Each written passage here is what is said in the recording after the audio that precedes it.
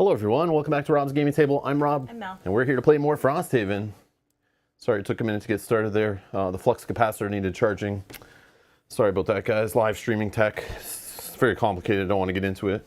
Hello, good morning. Good morning to you joining live. If you're watching, good afternoon, whatever it is for you. I don't know why I even say good morning. It's good morning for us, but Yes, it's like, yeah. Hello. Period. Done. All right, there we go. Hey everyone, join live. Hello, hello. Hello, hello, hello. All right, so we're playing another scenario 2 days in a row. We're continuing with our linked scenario, force linked against our own will. Playing 68, The Face of Torment, which we looked at the end of last stream to see what was up, but we didn't look at too much in detail. But we got it all set up on the table, hopefully. And yeah, I think we're good to get to it.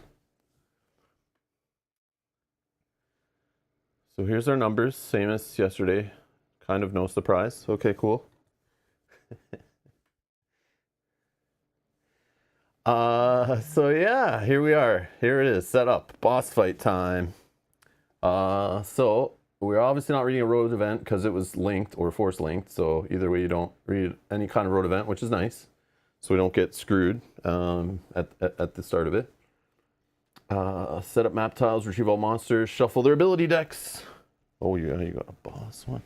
I can put the boss one over here. Yeah, I don't know. Because he doesn't have a card, kind of. Yeah, he doesn't have a. You're right. And we're tracking his health on the screen, as you see way up there in the top left corner. Tormentor, if we calculated it right yesterday, with all our genius minds put together, we came up with that it's 54 health.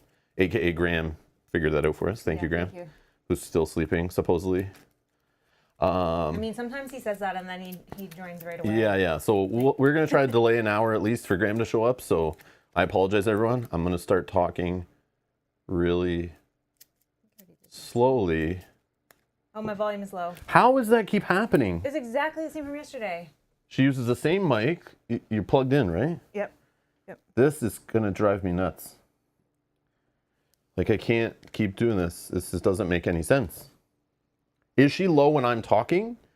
Because that makes sense, because there's technology I'm using here that auto lowers everyone else except me when I'm talking, so that way you guys don't get blown out by us talking at the same time, which we like to cut each other off a lot, so that could be okay. But let me talk now without Rob talking, and you tell me if I'm still low when it's just me talking.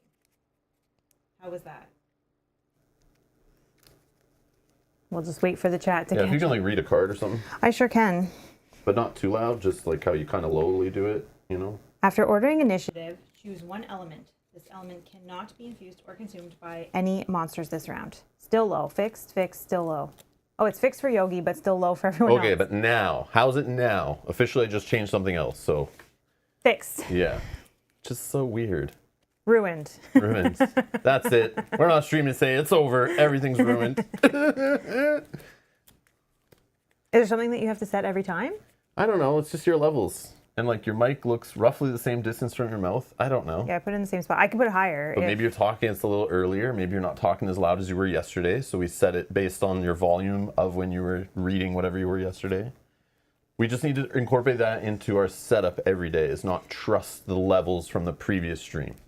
Which I already don't when we stream. Go from 3-player streams to 1-player streams to 2-player. I also have to change everything. But when I go 2-player to 2-player with the exact same people, I clip my mic in the exact same spot because I always wear the same kind of polos so it doesn't drive me nuts. I can clip it somewhere. But like you wear like sweaters, you clip it here, you clip it there, you clip it lower, you clip it on strings, on hoodies. I don't like, do it on strings anymore. Yeah, it's like all over the place. So it's like maybe that's I it. need to find a generic shirt, I guess, that I just No, it's wear every fine. time. It's fine. It takes 2 seconds to do. We just have to incorporate it before the stream goes live as part of our setup, is not assume, which is fine. We should do that anyway if we're taking this seriously. There needs to be some production setup beforehand. Are we taking this seriously? I don't know. No, I'm just kidding. I'm just kidding. I don't want to be too serious, but you know, it's my job and all, but like, I don't take jobs that serious. Life's too short for that. Anyways, hello everyone. Happy Sunday. Happy Sunday.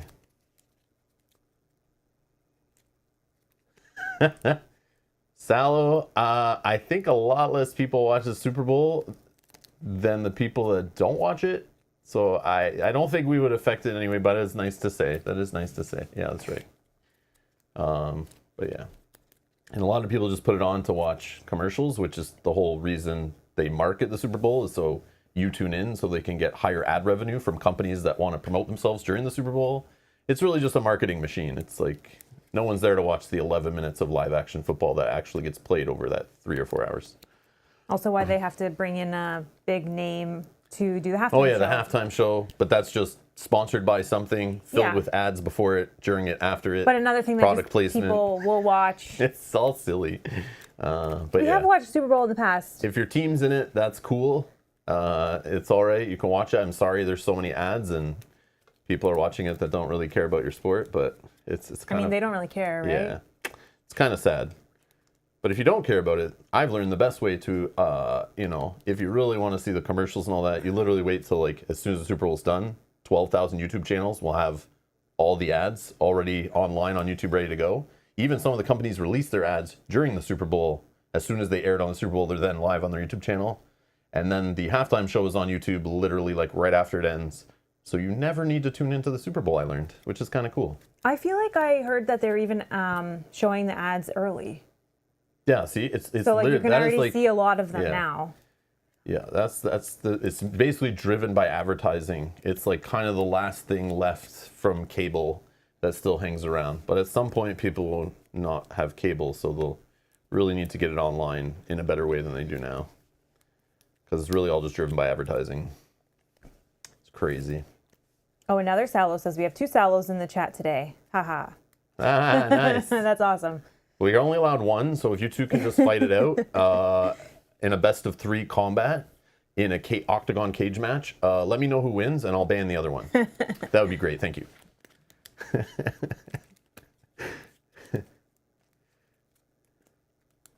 I've already seen a lot of ads just interrupting YouTube videos. Yeah, I heard that. I heard that they're already advertising, or they're already showing them. That's crazy. Yeah. Even on my videos, like after a stream's over, like it auto puts in a ton of ads and I have to go in like the next day and like delete ad spots and like reduce the amount of ads in my videos. It's crazy what it does now. Like they're really trying to push people to get YouTube Premium and I have no control over that now anymore. And it's like, I literally get prompted every live stream I create. It's like, Rob, turn on automatic ads and crank it up. And here's how you can click one button, we'll do it for you. And I'm like, dismiss. Every day it pops up is so annoying. Like I'm getting advertised to for their features, like to jam ads down your guys' throat. And I'm trying to fight it as much as I can, but you know it's going to be a thing where it's out of my control, kind of like it is on Twitch. Eventually they'll just do it. Like money rules, right? So if you're trying to avoid that, like, YouTube Premium is a way to block it, but like I do technically earn more supposedly from YouTube Premium viewers. So don't feel bad if you're like, oh, I'm going to get YouTube Premium to block ads on Rob's videos. He's not going to make as much money. I actually make more if you are watching with no ads from YouTube Premium, is what they say. But it's like, yeah, I've noticed over the last year, they've been getting really aggressive with it. Like, yeah.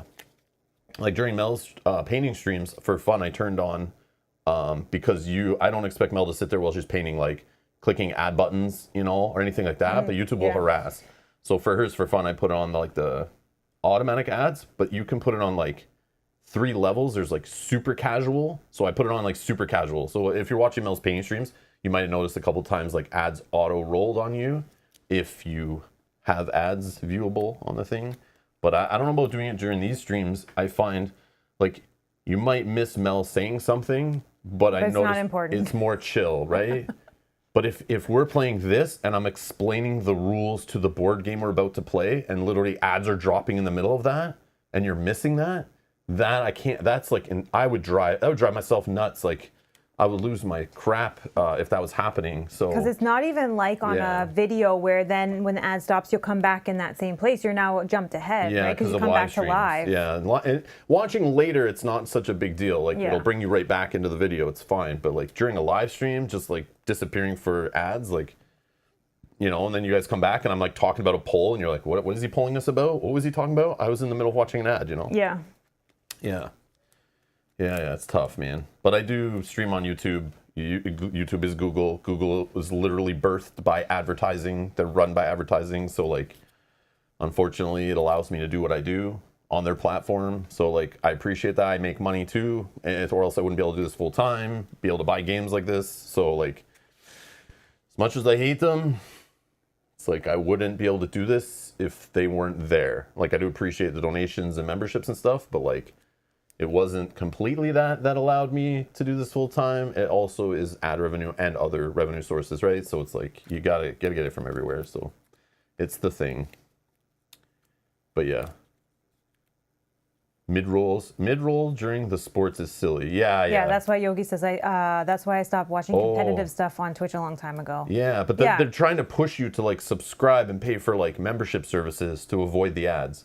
So they're like literally like, okay, we noticed if we force ads on streams without the creators controlling them, more people will subscribe. Yes, more people stop watching, but we make more money at the end of the day. So it's like we don't care who we piss off and lose, as long as we're making more money every day, every month, every year, whatever. So they'll keep pushing it until it doesn't make as much money, and then you'll see them like kind of stop or roll back a bit. But it's kind of gross. Like that's not, the future is not like trying to get people, I guess it is, getting them into subscription services. Because then once, if you watch Netflix, it's like they get you in a subscription service, no ads. Now they're rolling out ad tiers, and then they just start raising the price of the subscription tier. So it's like, here, pay so you avoid ads. But then we're going to increase that payment all the time to just get more money out of you that way. So it's like either way, it just keeps getting all more expensive or more annoying, whichever way you go. It's crazy. It's a crazy time we're in. But yeah, this is the world we live in. It's all just selling garbage over and over again. But yeah, anyways. You're going to put that on your side somewhere? Is that enough time? Is Graham here yet? Can I stop talking about kind of unrelated stuff? No. Not yet. Come on, man. No, I'm just kidding. All right. So we can continue with setup. Shuffle attack modifier decks.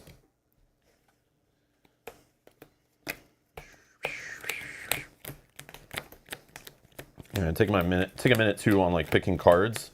Since it's like a boss scenario, I want to make sure we kind of like are good to all the cards I have for like damage output or dealing with a boss or surviving a little longer as we smash him, but I guess we're trying to rush the boss is the idea. Yogi says the only things I subscribe to are mobile, health insurance, and Rob's gaming table. Oh, Yogi, we appreciate so much. you very much. Thank you. Obviously, if you had to cancel two things, it would be your health insurance and your mobile before canceling here. Right. Obviously, that's your priorities. It makes sense. Like, that's, you know. Thank you, Yogi. I died because I couldn't get that operation, but I died watching Rob's gaming table. On my mobile. I guess not. And then I watched it while in the hospital, but the bad hospital, because I couldn't afford the good hospital without my health insurance. No, I'm just joking. Morning, Alex. Morning. White Rabbit, hello. Alex, how's the weather in Albany? Oh, you remember that. That's good. Yeah. Alex will be forever tied.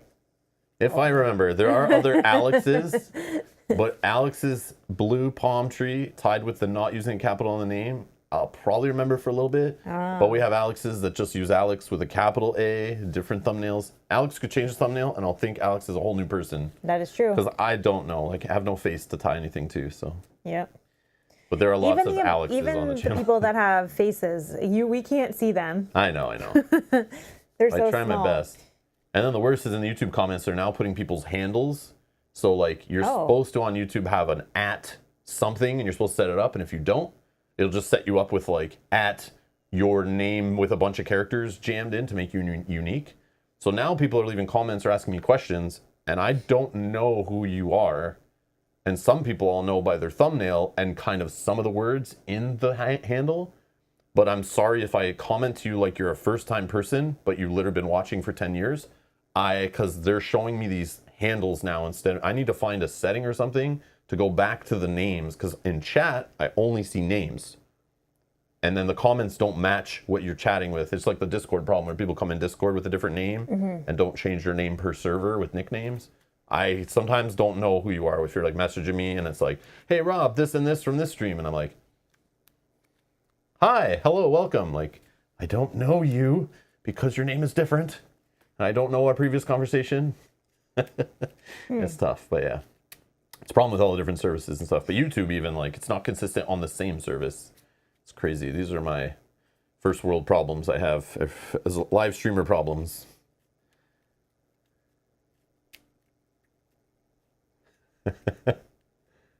$1 million bill of private hospitals, but Rob's gaming table sub stays there. Edgar has no subscriptions that you pay for. That's amazing. That's right, Edgar. That's amazing. Yeah. That's good stuff. Yeah. Now, Edgar, do you also take a ship to work and wear an eye patch and roll your R's a little bit? Are ye a pirate on the high seas? We know he's a robot. Yeah. I'm just kidding. But I know, Edgar, where you live, a lot of subscription things that we subscribe to aren't available for you, right? Like in your country, some things are like that, right? But I'm sure through VPNs and other tricky things, you can subscribe to whatever the hell you want. Like I've subscribed to many US resident only websites, services, and streaming things that I need to with US address credit card things and US VPNs and stuff. You can't stop me. But yeah.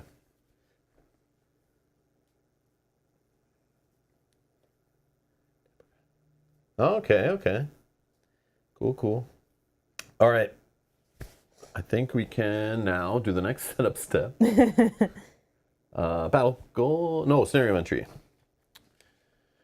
All right. We're playing the Face of Torment. The scenario is complete when the Tormentor is dead. At the end of that round, read 106.4. Scenario effects. Each character adds 2 -1 cards to their attack modifier deck and gains Muddle. No, I didn't add those to mine. I don't add them to mine because I'm immune to scenario effects, I believe. That is correct. I'm immune to scenario effects. Introduction. As the dreadful feedback of the failed element or resonance subsides, purplish smoke emerges from the portal in front of you. With it comes terrible laughter, and then something steps forward into your plane, a seemingly haphazard assortment of limbs, tentacles, and wings attached to a head, sporting an unsettling amount of glowing eyes in all shapes and sizes. This chaos demon is massive, and its booming voice reverberates in your skull, uttering words of a structureless tongue. The only thought you can hold in your head is a drive to make it stop. All right. Boss special cards. So we're playing with the boss deck, obviously. So Tormentor, if he gets boss special 1, will perform a move +1. An attack of, like his regular attack, base attack or whatever, of an elite Tormentor, I guess, or elite Chaos Demon. That would be 5. Plus characters -4. So we're 2 -4, that's -2. Yeah. So 5 Yeah. -2, so 3? Yeah, so he attacks for 3 at range 4. And if Earth's there, he'll consume Earth to immobilize us. Okay. Try to stop us from getting to him, I guess, or running around or whatever. Okay. He creates 1 hex, hazardous terrain tiles. Oh. And we'll grab some of those in a sec, because obviously we didn't get them. I didn't read this. In all featureless hexes adjacent to the target, and enemies in these hexes suffer character -1. So 1. 1. Suffer 1 damage, and if fires there, it'll consume it to add an extra damage, and then creates the stun. Okay. On boss special 2, the Tormentor performs move -1, attacks at characters -5, will curse, consume air if possible to add another target, create a 1-hex icy terrain tile in all featureless hexes adjacent to the targets of the attack. It will push 1, all targets within range 1, consume ice to push for +2 if it has it, and then create darkness. Holy crap, that's a lot of stuff. Yeah, we're going to have to keep referring to this every time. Yeah, that is very annoying. I'm sure it's fun. But this is like too much, man. That's just like, this is silly. And I'm sure it makes for a fun, interesting scenario and interesting boss, but it's like, yeah, that's like too much, man. It's like weird. Yeah, Yogi, exactly. We're going to ignore all that and just smash him. Yeah, but when we do that, we have to sit there like, okay, let's grab the tokens, do some math, place them out on the boat. What is only featureless? What is featureless? Let's look up featureless. Featureless is without a token on it, but it could be with a figure could be there because it's not empty. Yeah. I think. Is this featureless because it has these things over here to join the board? I don't know. I don't remember. We can look up featureless, but it's just like it makes you now have to question that because it is important, obviously. All right, we got some special rules. The Elite Chaos Demon is a Tormentor. It has 54 hit points to be calculated, rounded down. It has flying and is immune to bleed and stun. Set up the boss monster ability deck and initiative token. During order of initiative each round, reveal one boss ability card for the Tormentor in addition to its Chaos Demon ability card. So now we're doing the boss card plus the Chaos Demon card. What? I'm wondering it's because we have a Chaos Demon. No, in addition. Oh, addition. So if this wasn't here, you still do in addition, right? Okay. Like it didn't say only do it if other Chaos right. Demons are in play. How does that work then? It performs 2 turns each round, 1 for each card. Oh my gosh. Even worse. Oh my gosh. I wasn't expecting that. Marcel, you are a Haven game nerd, and it shows here, okay? It shows. All right. Randomly place 1 demon standee corresponding to the 2 elements not noted at the end of scenario 66 next to each portal A and B. So I just did same as Rob did yesterday, where we have Night Demon on A and Sun Demon on B. Those are the 2 that we didn't encounter. So left Night Demon is left spawn. Yes. Right spawn is right monster up here. Yep. And then we have Chaos Demon that's not related. Right. Okay. And then we have boss over there. Yep. These indicate the type of demon these portals will spawn. At the start of each listed round, spawn the following monsters at the listed locations based on player count. So similar to yesterday's scenario or last episode scenario, we don't start spawning till round 3 at least. Okay. Do we have the dice to track that? Sorry. Yeah. Okay. That's good. So we have a couple rounds of breather where we can try to fight this guy. So it's going to spawn at A, then B, then C, then A, B, C, and C's down here. So we got A, B, C. They just keep spawning like that. What spawns at C? Sorry. 1 normal demon. Oh, Chaos Demon spawn at C. Okay, Yeah, same like yesterday. We have A and B is these, and then C is that one. the Chaos. It's like the F from yesterday. Okay. And it'll just keep going forever. Okay. Okay, there's our loot deck. There's our scenario setup. So we got C at the bottom, got some loot, some obstacles. We have 1 Chaos Demon on the board. I put him in the right spot. We have the orb. We start in one of these 5 spaces. Obstacles. We have these overlay tiles connecting the 2 rooms. There's our B and A. We've got some more loot in the back. We got treasure chest 59. Some more obstacles behind. Our boss, Chaos Demon, says use an elite, which you should probably. But I figured with just to track the boss, we'd kind of show it. I don't think we ever put out an elite, so we could use the yellow and it's totally fine. 2-player, we only get normal Chaos Demon. So all the regular guys have white anyway, but we'll just use the red. It's the boss guy, whatever. But yeah, interesting. Okay. Deal and select battle goals. There you go. I'll put my head down for this. Okay, number 1. I don't know that I have a way to do that. Number 2. I don't even want to take this based on this being a boss fight. So 2 is not an option. Does it say don't deal damage to a boss? You get like 3 check marks? Something similar. Maybe I just take this. This could potentially happen. What was that first one again? No, I think I just take number 3. I don't think. Okay, you can look. I don't think I have anything. The other one was don't do an attack for the first 3 rounds. Yeah, pick 3 and ignore. Yeah, if it happens, it happens. But okay. Yeah. Okay, they're on the same page as Yeah. you. That's great. Okay, and then we look at these and probably just put them to the bottom of the deck. I don't know. Heightened reflexes. Decrease all enemy initiative values by 10, so it makes them all faster. Makes them all faster. Ooh. I mean, I don't know that that's good with the boss doing two different attack cards. That is not bad, though. That Not one I bad. would have probably taken in the last few scenarios if we got this presented not in a boss fight. But Yeah. that one's always, honestly, I mean, it's worse than it seems. But sometimes I want them to go before me, and they still didn't. And some in the last few scenarios, I wanted to go later on purpose for that kind of stuff. But it's funny. Each enemy gains shield 1 while it has no negative conditions. So if we're spilling conditions all over the place, that would be, who cares? Whenever any enemy loses 1 or more negative conditions at the end of its turn, it suffers 1 damage. If we had the condition spewing... I just have, the only thing I can do is the muddle. If Muddle I set and up bleed my over and over yeah, again, he's right? immune to bleed, but the muddle could be a negative condition that we could Oh, put I on the see. boss. But he only has it. Oh, and then when he loses it, he suffers damage. Yeah. But when he doesn't have it on him, he's got a has a shield that like we're then trying to get through, and that's also annoying. So it's completely up to you on that one. I don't know what other negative conditions I can add. I can disarm at range 4. Some of these are not as bad. These are not as bad as some of the recent ones we've seen, I feel. But White Rabbit does say just burn all of these types of cards. I have the brittle that we're going to use. So this one might actually not be the worst. We have a boss. I know. You're right. I'm just talking about Let's forget them, it. Let's forget it. They are cool. Put those back on the top for next week. Yeah, I know. That's the problem. I like those ones. Yeah, those weren't too bad, actually. I like this idea, though. I'm not going to hate on that, but it's like, again, we're playing on stream and stuff. And like, again, if I was playing filming and we spent whole weekends playing like 5 scenarios or 5 sessions, I wouldn't care about those so much. I'd put them on, and then we know we have different ones the next time we try the scenario, even if they make us lose. They're fun. And then once we beef up our whatever we get from that, scenarios unlocked and all that stuff. But we can't play this game infinitely.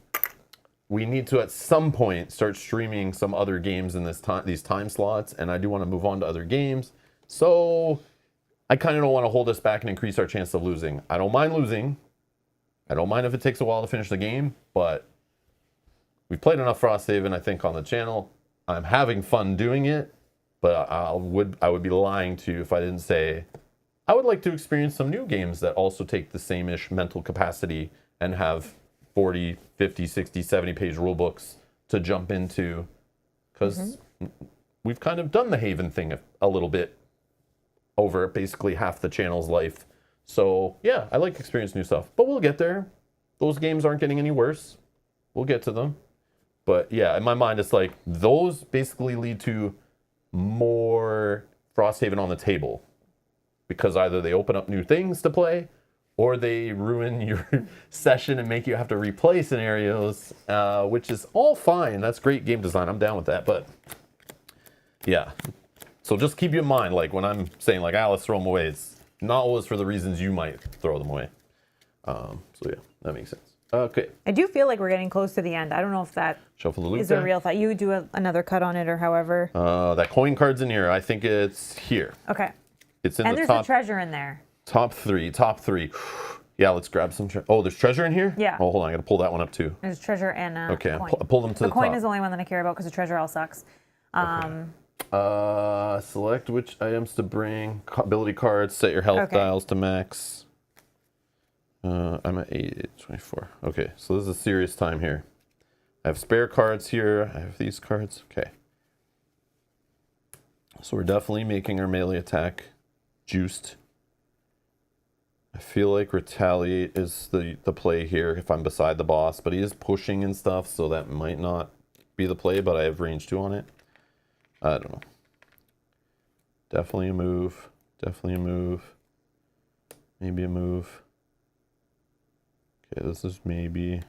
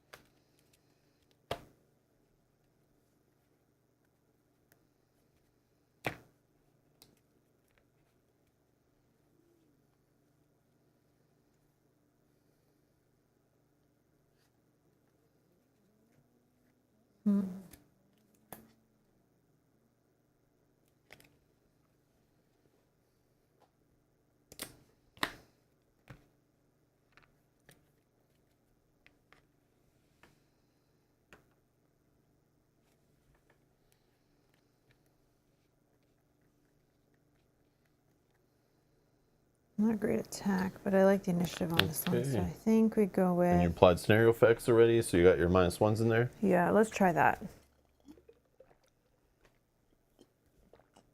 Oh, Yogi, you are right. This one was a treasure.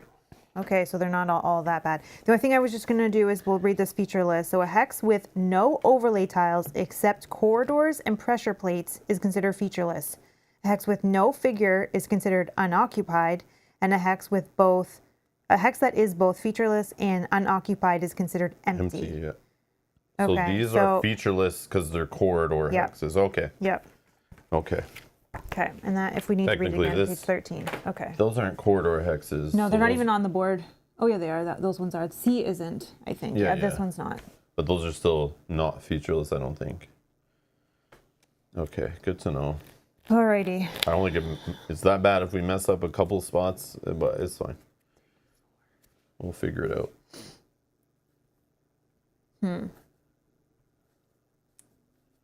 Good to go. Oh yeah, items. Hold on. Let me just double check my items. Oh yeah, I was talking about using the poison dagger. I think is smart.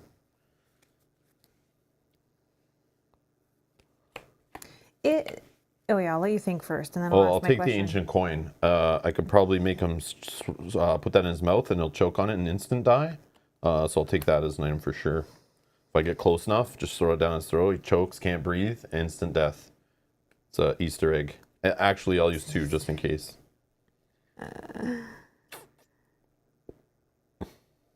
Oh, I want to use this too. It's gonna be fun, right? Yeah. Yeah, let's get the parrying gauntlet out of here. Let's throw in the unfettered arm for fun.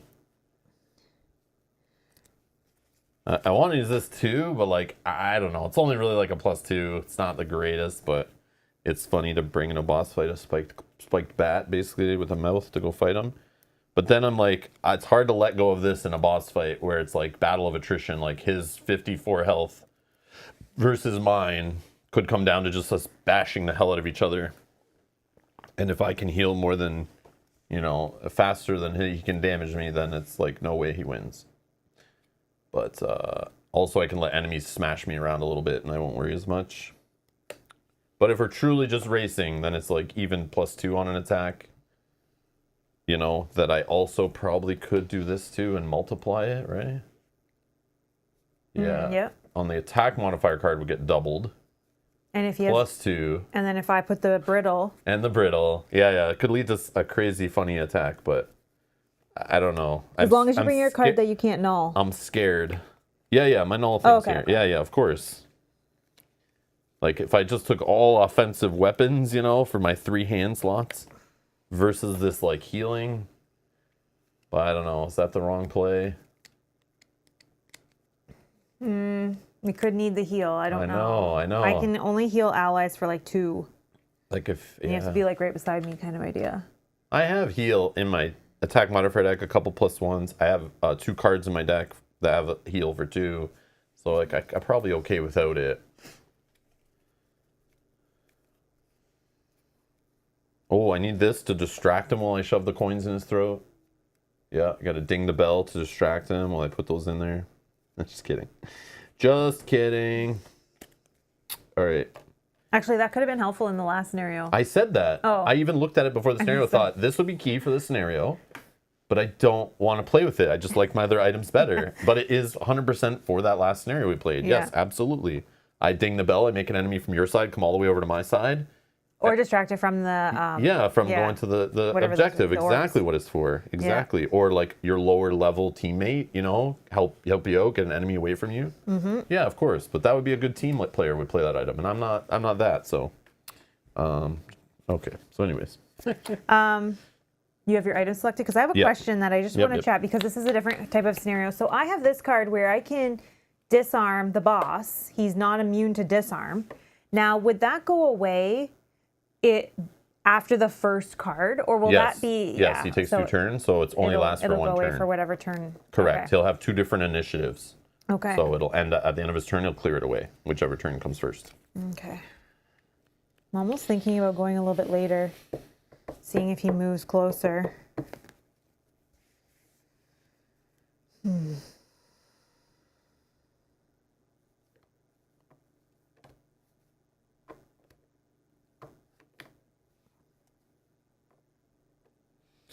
So am I correct to assume that this could also make my attack weaker by doubling like a -2? Oh, making it a -4? Yeah. Oh. I don't know. Because it says only ×2 and nulls are unaffected. So I think this is a huge gambler's card. Not a fan, but it is for the lulls. For the lulls. Yeah. Yep. Yep. I just realized this item kind of sucks. It's for the people who like playing games with lots of dice in them. Garbage in, garbage out. Yeah. Could be one next turn. You want more randomness in your game, more swinginess? Here's an item for you. First. So I need to make air. Beep boop, beep boop. All right, it's out. It's cut. Just that one. Black box back in. It's only one.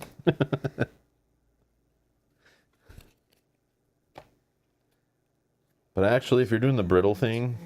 But I don't know that I'm doing it next turn because I don't. No, not right away. Oh, okay. Just at some point when your brittle's on there, I'll try to line it up. Yeah, the goal is to put it on next turn. That's the goal. Thanks, George. Okay, let's go with this. Need that major strengthen potion. Yeah, can't grab that right now, but yeah. That would be better, yeah. Just having strengthen is the better play. This is like Okay. wish.com strengthen. But it is funnier. Yeah, let's do it. Let's have some fun today. Even if we lose, I don't even care. It'll be funny. We'll try to get the biggest attack possible. No, we're going to try to win. I have good faith in this one. YOLO. I'm going late. I'm going to hope he comes closer. Next turn, I'll put the brittle on because I need him to be within range 1 of me. Yeah, I'm just going to do a setup anyway, but I don't Okay, think good. I can move like 1, 2, 3, 4. I don't even think I played a 4 move really. No, hopefully he comes closer because these I Chaos doubt Demons it. move. Oh, yeah, true. Oh, yeah. So, That's true. But his moves on his boss card were like minus maybe. yeah. Oh, yeah, I need to keep that out. That sucks that I have to keep flipping. Like, I don't have enough room to leave it open. I have to like flip from here. I think you can leave it like No, like the problem is Oh, like, it's like on, that. yeah, like it's on the until back. round like, 3. Yeah, it's like very lame. But yeah, I don't care. We just know it goes A, B, C. So like we don't even need Yeah, to look, right? I think we got it. And it starts at round 3. Yeah, I agree with you. I think I should be okay with this scenario because I won't be focused on as much. Yeah, I agree. We can stick a little more together. So then I probably should take heal, is what you're saying? No, I think... If I'm taking all the hits and Mel's not? Yep, No, I will probably. take some, and I do have heal myself. Can I use that 5 heal on you, actually? Yeah, I can. So I have a heal 5 at range 3 as well. So if I'm not getting Yeah, hit... we'll be fine. I think, yeah. I'm going to go for it. Yeah. I'll toss cards if I need to, but No, we got we this. got 2 of us doing damage. This whole Peter game. says we won the scenario in 6 rounds. All right, that's the But we record. would have been dead after 7. Oh, see? Okay, so we got to Yeah. do... Yeah, you got to go fast. The constant spawns really accelerate. Okay. Okay. All right.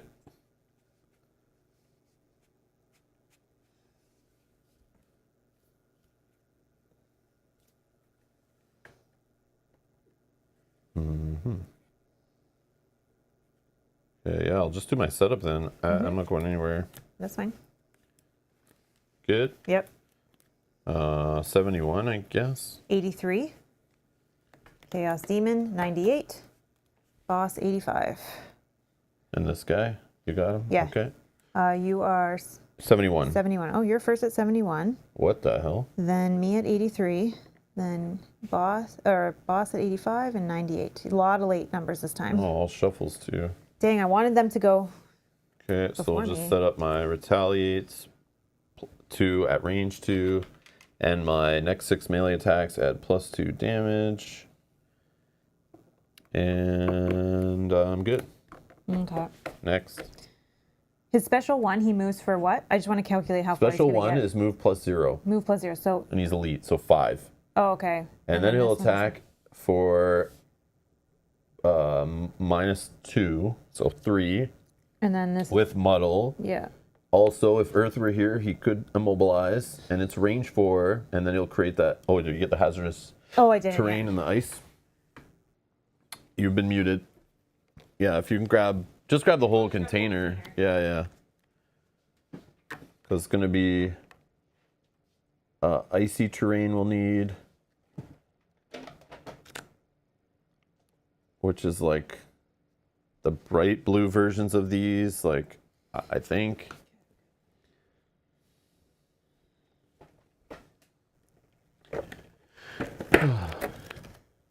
All right. Okay, I'll get some out in a second. Good, he'll be in our face. That's what I want, is him to be like coming to us, not us have to chase the boss and just sit there boring in the same spot. It's kind of cool. Okay, well then. 1, 2, 3. Okay. Yeah. So actually then. It's fine. I think these cards are just useless unless I go 1, 2. Yeah. This, can we go over it? No, we can't. We have to go around that one. 2. I don't know. Let me flip the page to find out. That is an obstacle. Obstacle. Okay. I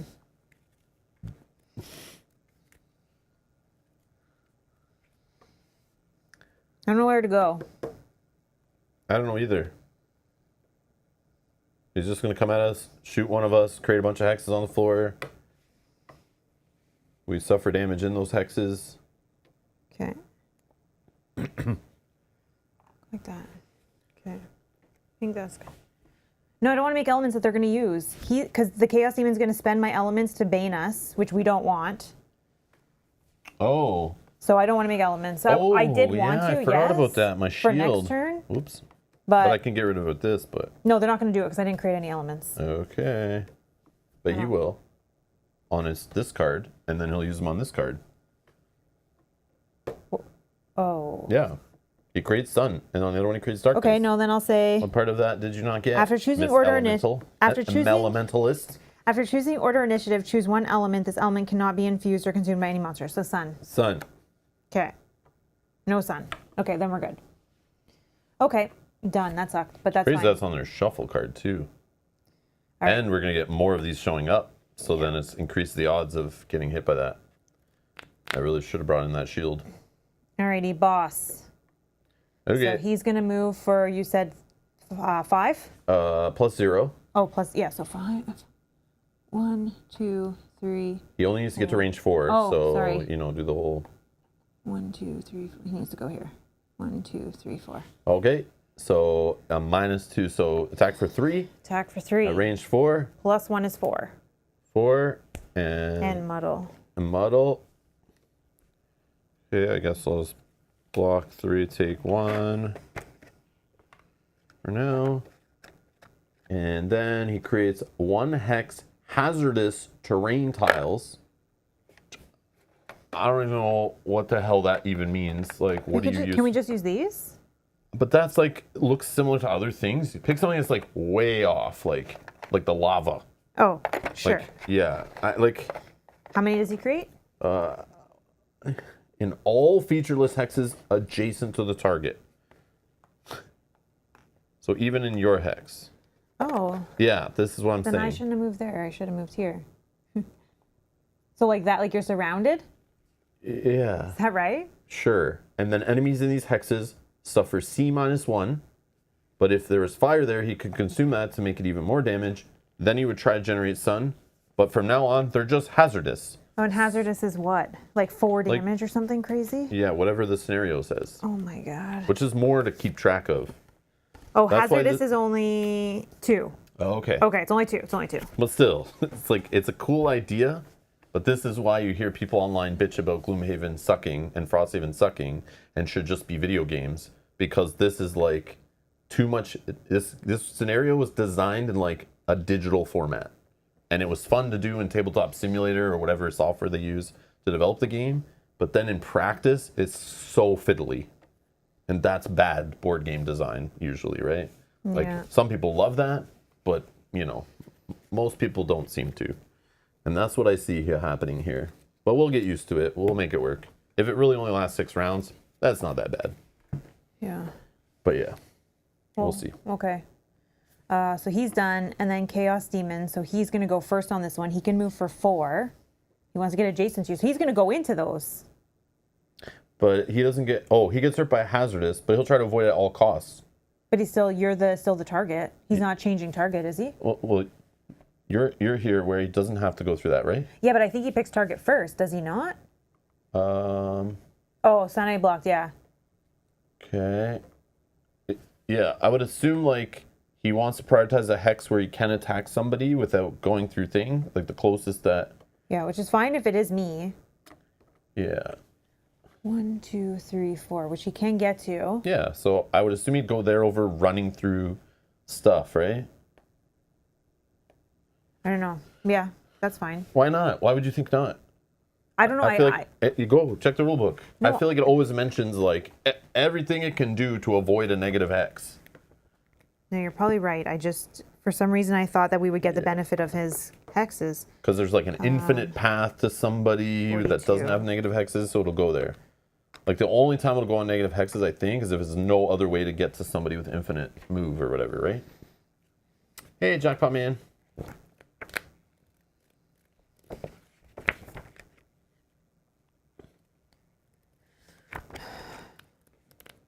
He said they like listed in like 4 different spots. Like, how do I know which one I'm supposed to look at? I know. 39. Maybe it's in this one. I know.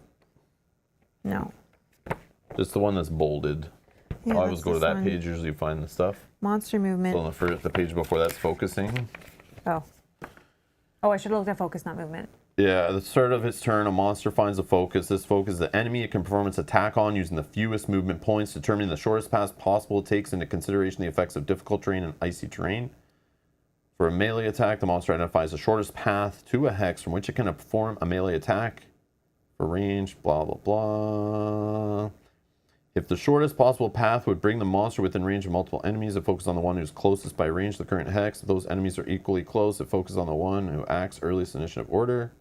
Path priority. Monsters always prioritize a path that triggers the fewest negative hexes, like traps and hazardous terrain, even when that means not maximizing targets. Monsters only trigger negative hexes when there is no other viable path to attack an enemy. Okay, so yeah. For you're example, if a monster could attack by moving 2 hexes and springing a trap on the way, or by moving 10 and avoiding the trap, it would take the longer path. It does not matter whether the monster can actually reach the end of its path on its current turn. As long as that path to reach the hex from which to attack an enemy, the monster can focus on that enemy. The focus does not require line of sight. Okay. So yeah. Okay. I always just remember that Gloomhaven example in the rule book of like, literally they won't go through these hexes unless you literally blocked off the map and they have to go through them. But if they had to go like all the way around through like other rooms and come around all the way behind you, it's like they would do that over that. Okay, no, this is actually good, Yeah. him being adjacent. But again, this is Frosthaven where they me. changed some things, so I mean, I don't know. Yeah. Jackpot Man, thank you for being a you. member for 26 months. Look, a shiny new die. Oh, still the same old gold one. Oh, well, it's just good, I guess. Just kidding. Yeah. There is no higher die. You're in the gold club. Yeah, That's you're the the only highest. high club, right? Yeah. Yeah. I don't think we can make modifications. I don't know. But if I make a new one, it'll be at a higher membership tier, and then you'll have to pay more to be better, because that's life, right? That's just how it is. So you want more, you'll have to get more. No, just kidding. But yeah, we'll get there. All right, so he's attacking me for 4. 4. Okay. And then that's the end of the round. Oh, no, this guy. He can move for 2.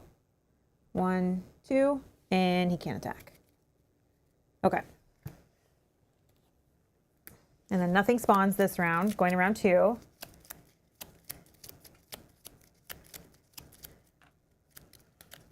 Okay. Oh, he is flying. Yep. But But he still would land on one of those Yeah. and hit himself. oh yeah, muddle.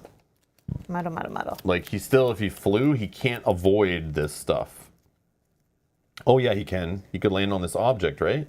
Or this Oh, it's an obstacle. obstacle. Yeah. Ah, yeah, he could go there, You're right? right. You're right. Yeah. Did anyone mention that? Who said Did that? he hit me? Did I even take the damage? I didn't. Did I? I don't know what you did, Mel. I'm reading the rules and Yeah, I discussing took 4 stuff damage. with I took my 4 damage. viewers. I don't know. Okay. So I'm putting that back. That 4 damage would hit you then. Right? Because if he's flying, which we know is a modification to the Chaos Demon, he can get here. What was the other thing he's modified? There was something else that's special for him. Oh, And his immunities, his flying, and his special health. okay, okay. Great. Okay. So then I put that damage back, and that 4 damage will hit Rob, unfortunately. Okay, 1 second, No, please. take your time. Okay.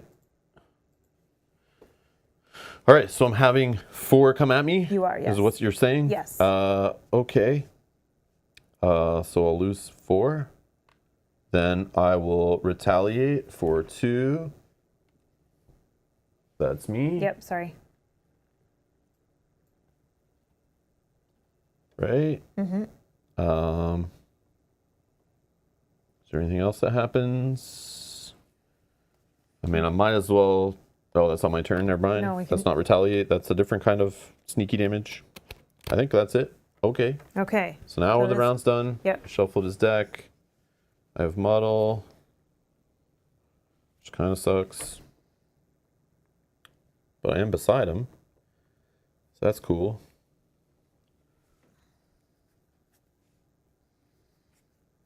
There's no armor, right? That's not a thing. No. Okay, so piercing doesn't really matter. The other guys. Piercing only really matters when the sun demons start showing up. I don't care about sun demons really. Oh, I need to get poison on him. That's what I need as quick as possible. So we can just do...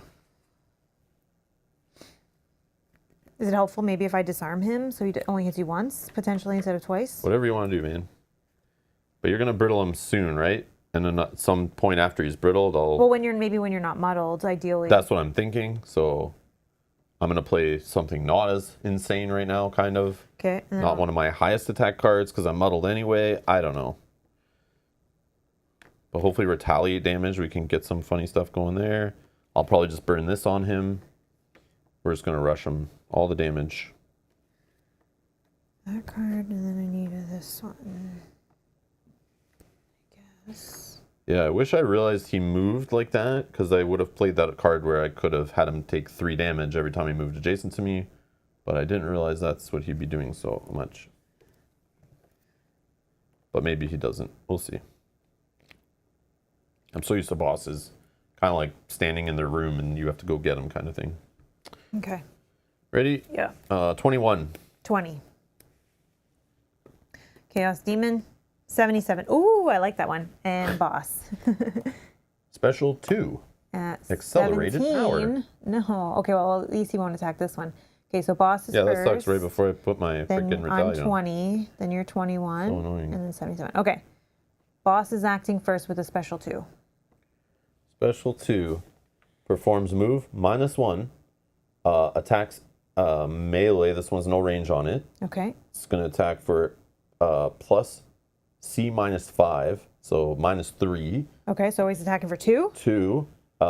There's no elements to add targets or anything, but he will curse me. Okay. Yeah, that sucks. All right. And then he attacks for 2, plus 1 is 3, and 3. you're already muddled. Okay, 1, 2, 3. If you can, or I gotta do it. I'll retaliate for 2 more. Okay, I'm shuffling a curse into my deck. And while I'm doing that, you can create 1 icy terrain hex, or sorry, create 1 hex icy terrain tiles in all featureless hexes, which will be none, adjacent to the targets of the attack. Because it could have multiple targets. If air is up, it would create extra targets. And the icy terrain has a whole sliding property, so we'll see if that happens. Yeah. Then it will push 1, all, within range 1. So it's going to push me, of course, onto one of these, which will do 2 damage, you said? Yep. Yeah, this is bad. I'm already losing way too much health.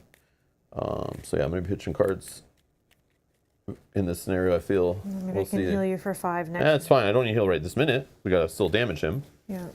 But we got 50 more to go. We'll see. Maybe we get lucky. I'm going to block his next attack on you, which would be for 5. If there was ice, it would push 3 spaces away. And now it will create darkness. All right, that is his whole, midterm high school science exam, test question, special 2 card. The formula we have to remember for the exam. But yeah. Matthew Rose says, Rob's Gaming Table, do Canadians watch the Super Bowl? Yes. The Super Bowl is available on one company's 2 different channels, one mainstream channel, one only sports channel. It's also available on a single streaming service that requires a $20 a month subscription. So I will not be watching the Super Bowl because I don't have any cable. I've been a cord cutter since cord cutters, before it even had a name. I've been a cord cutter and never paid a cable bill basically ever in my life. When I moved out, first thing I did, the guy showed up to hook up my internet and was like, hey, you want a cable? Why you no TV? And I'm like, I don't want your TV. He's like, I can hook it up if you just pay me $100. I can hook it up. You'll never have to pay after that. Don't worry. Wink, wink. And I went, I don't want it, man. I do not want to support it in any way, even though it would have just been supporting him. But yeah, I just did my stuff on the internet. I was all about the streaming before it was streaming. But yes, Canadians do watch it. Yes, absolutely. Even though we have our own Canadian football, but it's Super Bowl is just, people watch it just because it's marketing, right? And it's marketing a lot of the same companies that are available to us. We live in North America too, right? So a lot of the same brands that are on the Super Bowl sell stuff all around the world. So Mm-hmm. And we also do listen to the same music. We speak the same languages. So yeah, whoever's the halftime show will also appeal to Canadians. It's Usher, actually. Oh, it's Usher? Okay. Mm-hmm. Well, yeah, I know Usher. Mm-hmm. Yeah, I've never seen Usher in concert, but yeah, I like that music. I like Usher. Mm-hmm.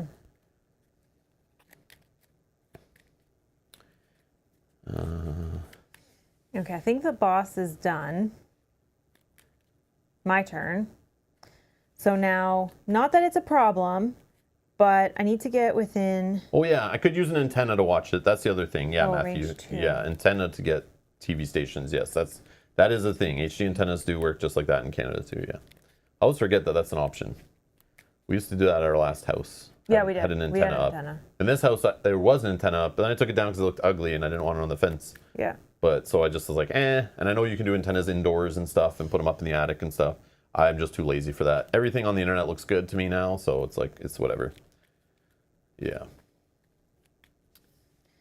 And there are ways to get those free antenna things through internet providers, but they'll come with ads, but so does the feeds that you get on antenna too, right? So yeah. All right, I'm gonna move for just one. Yeah. Okay. With this one. And then they already created darkness for me, so I don't need to worry about that. But I'm going to disarm at range 4, which will just be the boss. She doesn't really have... it'll be when he does this attack, though. So we're going to put it on number 4 for now, because it's when he's a Chaos Demon. So, and then that's done. Okay, Drifter. Well, what attack do you think is worse? Well, he's going to attack for 5. Oh, it's always his next one anyway. The Chaos Demon's way worse. I see. I don't know what his other cards do that are not special. Yeah, that's true. But for now, it's this And one. we don't know which one's going to happen, but that'll happen next And he'll season. lose the muddle because now you won't get hit. Oh, this guy will hit you with muddle. Dang it. Yeah, it's whatever, man. We're going to be muddled the whole thing. So then, no. I go like this. I take that attack because I want to get brittle on him. I know. So you can do a big attack without muddle. But I probably, it'll be hard, but who cares? We'll just do it. Okay, where are we at? Your turn. Oh, okay. Yeah, so I guess I'm going to put up this retaliate. I'll move 2 just to there. Oh, then I didn't need to actually go because he'll still come to me. Right? How much does he move? He moves for 3? 3. 1, 2. Could you not get out of his range or no? Then no. I could, I could go here. Yeah, so then this 1, guy 2, can't even 3, reach 4. you. But he'll try. He'll go 3 spaces up Okay, here somewhere. Because I could have moved for 3. So. And then when you get hit, it'll create terrain all around you. But then if it's icy, this guy will just slide across it. But if it creates more hazards, that's kind of what we want. Mm-hmm. It does hurt us. It sucks. But it also hurts enemies. But we're not really killing them. So I could actually go No, let's just do there, yeah. But soon we're going to have spawn up here, so you'll be close to an enemy up there too. But right now there's not. So, okay. And then I will just attack for 2.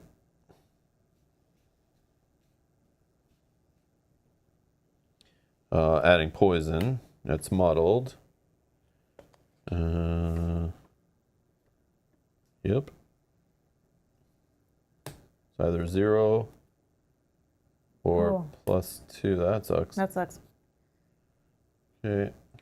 So, oh yeah, sorry, it's 4. Sorry, 4 and then poison? Yes, please. Okay.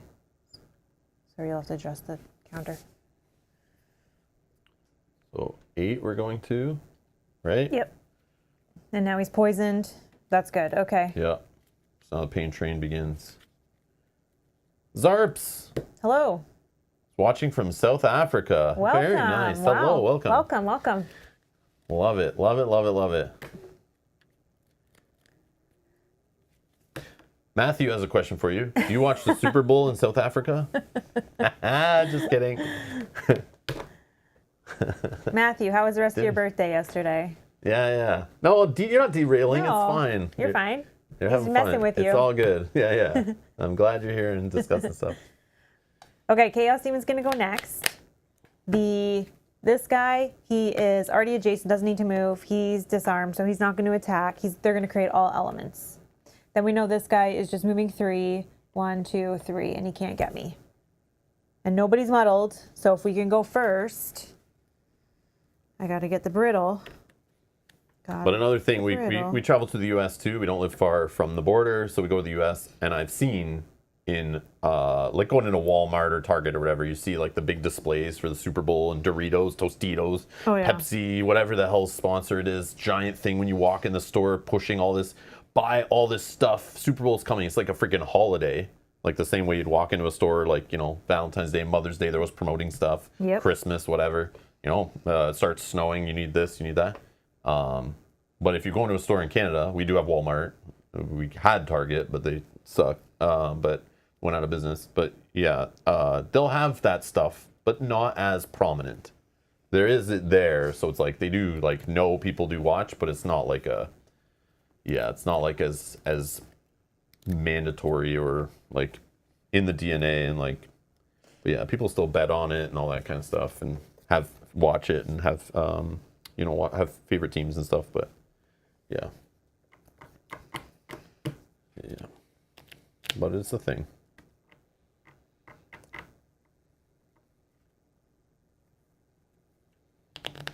Okay. Is the brittle better or a big attack on him better? Like both of us just taking a big attack on him. Like I can brittle him or I can spend the elements to do like a 5 attack myself. Plus whatever you're doing. How do you brittle? What's your brittle do? I Like can it just only brittles? Yeah. Where is it? Right here. Brittle at range 1, and I don't have any pairs to do targets yet. Oh. So I can do that if you're going to do like a huge attack, or we can both just do big attacks while we're not muddled. Up to you completely. Yeah, but we might not beat them to getting muddled again. So like Yeah, they so then muddle this is- every single turn. Okay, so right? this is the turn. We're going to do the big brittle attack, hopefully. Okay, I'll try. I'll play my lowest initiative card so I can attack him hopefully before he moves away. And what's my move card I'm going to play? Probably And he's immune to bleed and stun, right? That was the thing? Probably this one. And I try to use the elements next turn. Hopefully they're not consumed. I got to shuffle. I'm so sorry. I just got to shuffle this. Okay. Is Canadian Walmart extra nice and polite? I don't think so. People in Canada are extra nice and polite. But anybody that's working, you know, has a little bit of a I don't want to be working attitude. Yeah. Even here. Because again, Walmart's still a big company that likes to pay minimum wage and overwork their employees and has some of the worst employment policies I've ever seen. But other than that, yeah, so people can be grumpy just because they work in a Walmart. That's totally a thing. Yeah. But in general, my experiences in Canadian Walmart versus American Walmart, yes, are biased.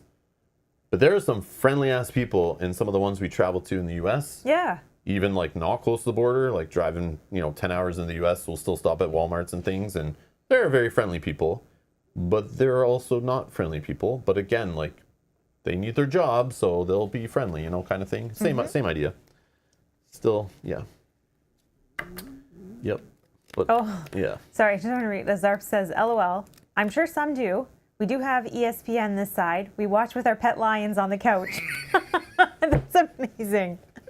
That's amazing. That's just like the Australians and their drop bears. Yeah. They're friendly when they're locals, but Yeah. tourists come and they don't get to hang out with the drop bears. Yeah. We have our sled dogs and yep. beavers on the couch. Yep. Yeah, we keep our beavers in our igloos. We watch the Super Bowl. Yeah. That's why I don't have an antenna. It's hard to stick it to the ice on the top sometimes. It falls down, Yeah, reception's not good. The polar bears like to swat it off the top of the igloo. It's crazy. Oh my gosh, that's funny. Yeah, see, Yogi says, my sleuth of drop bears enjoy watching Rob's gaming table too. Yes. Nice. Yeah. We good? Sure. 17. Oh, those are all down. Yep, 17. All right. Oh, I'm 17. Oh, shoot. Please say I played a better second card. 34. 23. nice. Okay, good. Yes. Okay, good. Yeah, we didn't discuss that. No, I didn't think you were going 7. That's my lowest initiative. I've been doing it for months. All right. 20. And will you flip that one? The boss? Yeah. Boss is special one. Okay. Okay, so it's going to be me, then Rob, then Chaos Demon, then boss. Okay. So I'm first. I can move for 2. I need to be within range 1. Yeah, that's range 1. Okay. And then I'll brittle him. And he's poisoned too. This is maybe good. And correct me if I'm wrong, does poison increase the number before it gets multiplied by Yes. brittle? I'm pretty sure we've been told that before, but somebody... Oh, Night Demon, Night Demon, Night Demon, Night Demon. Yes. Turn 3, Night Demon. Oh, it's round 3. Sorry, Yep. my bad. I'm falling This is asleep going to over go here. here. Night Demon, hopefully. 35. Okay, we're good. So 35 is here. Yeah, we got to take it slow. There's no Nope, rush for the 35 is scenario. here. We're going to enjoy it. Take it slow. I don't want to mess up too much. There's a lot going on. Okay, so Chaos. So I know it might be torture to watch, and I'm sorry. 20, 35, 85. Okay, those should all be in the right order. Yes, okay. Didn't change anything. Oh, they're going to spend some elements, but that's fine. Jack Potman says, in Denmark, we always watch with our Viking helms on, with our pet Great Danes by our side. Oh, that's so funny. Oh, gosh.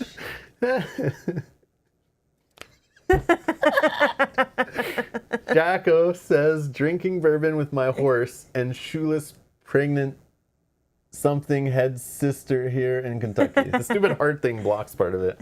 I'll see in a sec. Oh my God, that's funny. Oh my God. You guys are trying to have a boss fight here. Stay on track.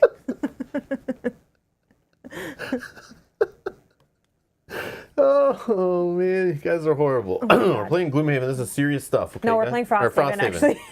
The ice version of Gloomhaven. Serious stuff, guys. Okay, this is a boss fight. I know. Oh. The Chaos Demon is in You see what it actually says? That's even better. My shoeless, pregnant, meth head sister here in Kentucky. We couldn't see that. That's funny. And his sister is also the aunt and cousin. Oh my God. Oh, This is terrible. This is terrible. Stop. Okay. Well, Jacko, it's good to hear your family's close on this Super Bowl Sunday. I'm glad to hear it. You're having a good day. All right. Enjoy the bourbon. Enjoy the bourbon. Oh my gosh. Okay. Let's get on track here. I already went. It's Rob's turn. You got to do all the damage here, Rob. All you can do. All right. If I can't, I blame chat for the distractions. Yeah. Let's Okay. take it slow. Make sure we got all the abilities. Yes. I don't need to move. So I'm attacking for 4, 5, 6, 7, 8. This will move a token back on one of my thingies. Actually, let's move back the retaliate one, I think, for now.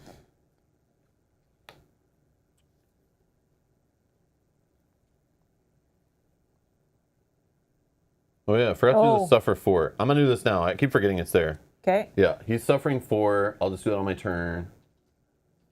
Okay. Okay, so Yeah. you're at 8. So I'm at +8. Yeah.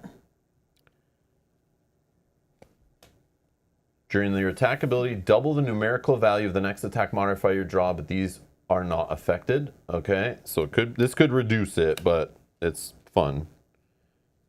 Okay, I have this to protect me against a null, but I can't protect myself against a negative. Okay. And then poison's gonna add another +1, right? Yeah, so we're at 9. 9 times brittle, but Yep. they could get But modified it could by get this, modified, right? so let's see what the outcome is first. I'm not muddled. 9. So this doubled equals also 0. So that sucks. So he takes 18 damage. 18 damage, really? Yes. So that gets us to 30. Holy. Okay. I just need that to be like a 1 at least. I know. Or the 3, imagine. Yeah, or a 2 would have been cool, but That's yeah. okay. That's okay. So then the brittle's gone. Would have been cooler rolling into something nice. That would have been more epic. But that, Right? that was kind of a Actually, how does bummer. brittle work? Is it double the next source, then remove? Okay. Yeah. Okay. That's still good. I feel like we're doing well. I could short rest and do that again. But I think we're going to both get muddled here, so we'll see. Yes. Pontus asks, how are you liking the new class so far, Mel? So far, I'm liking it, but I'm going to give it a couple more runs. I think I want to see as well when Rob retires and we kind of like level out. It's hard to tell right now when I'm a level 3 and he's a level 8. I don't feel like I'm holding my weight until Rob retires and we kind of get back to that same level and our enemies are at a manageable level for me. But I do like it. I do even think that at this level, I still have big attacks.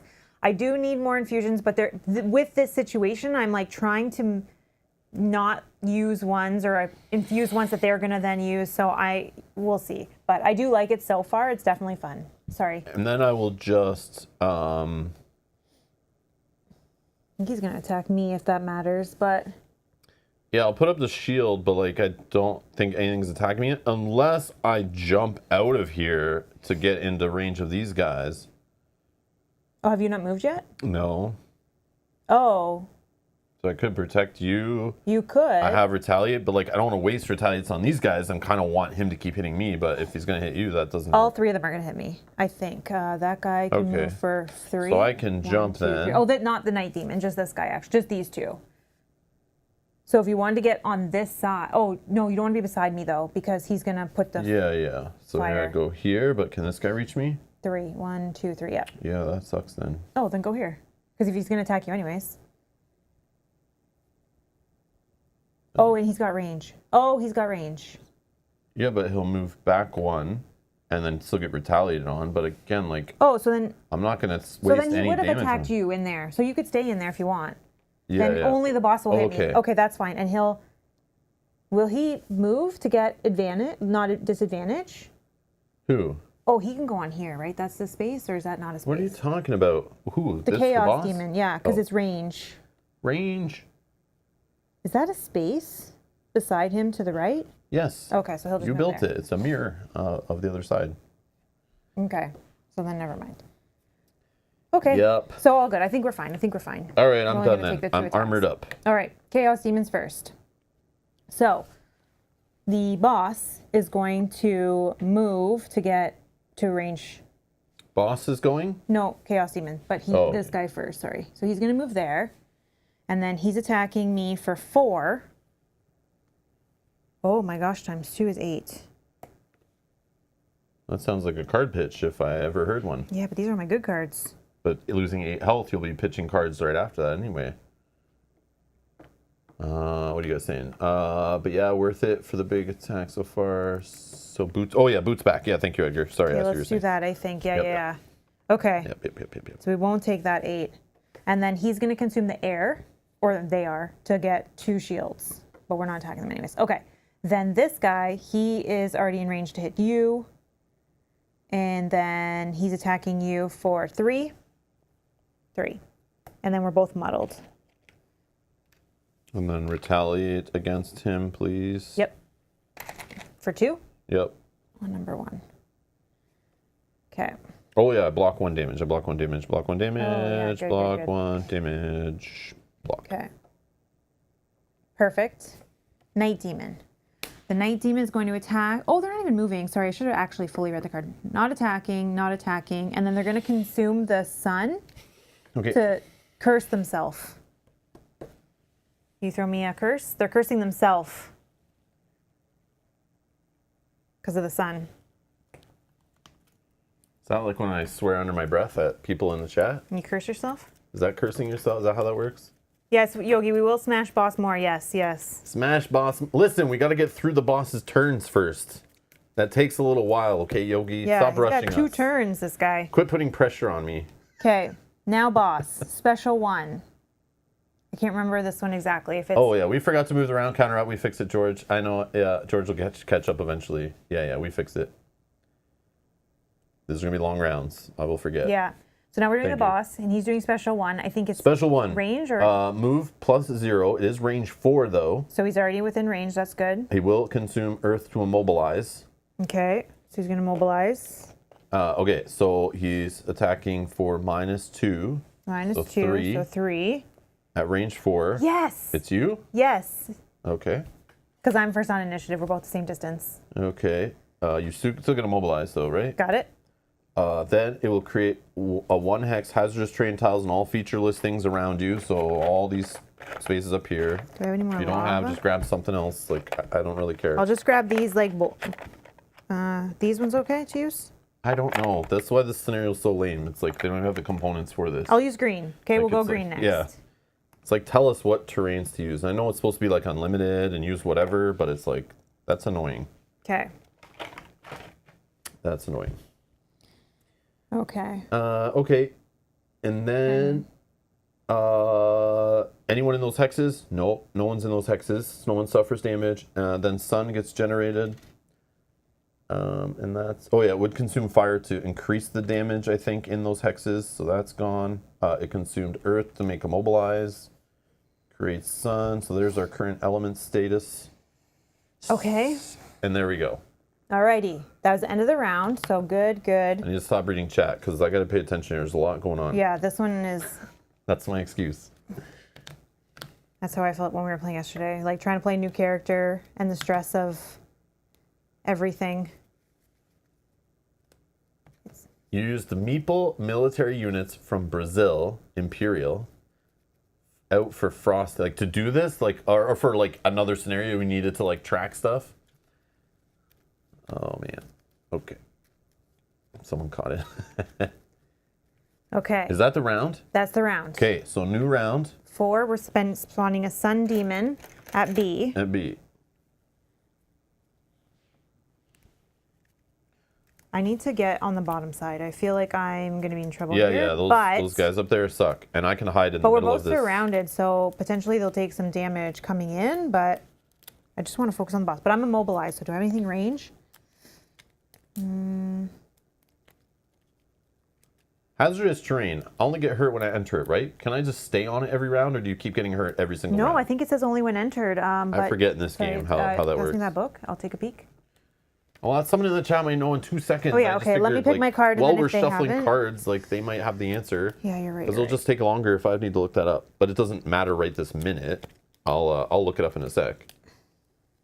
Only when entering. Okay, perfect. Thank you guys. I'll give you some heal, okay? Because I can't move, so I can't do an attack. Yeah, I knew people know the answer to that one. That one's not like complicated. That's just me being dumb and not remembering basics of the Haven games.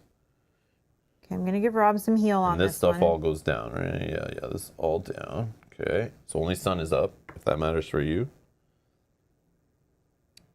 Muddled, I got muddled again? Yeah. After me, right? Yeah, okay. From this guy. Yep. Yeah. Okay. Let's heal Rob.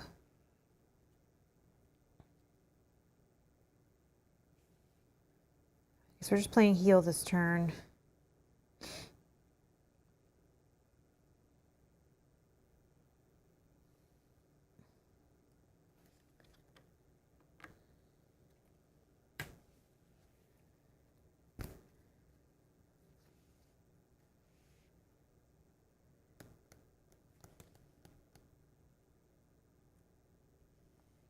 But you need to get adjacent to him, right? Oh, I see what you're saying. So you'll just go on the lava and Well, it stand depends there? where he ends Or- up. Yeah. He might move away from you or something weird. I don't Okay. know. Good? Oh, sorry. No, I Take your time, take your switched time. yeah.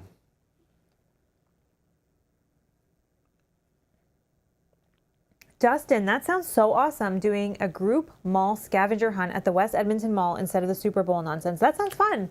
Yeah. Enjoy that. Yeah. I like the West Edmonton Mall. I haven't been in many years, but I've never been, but I do want to go. yeah. It's huge.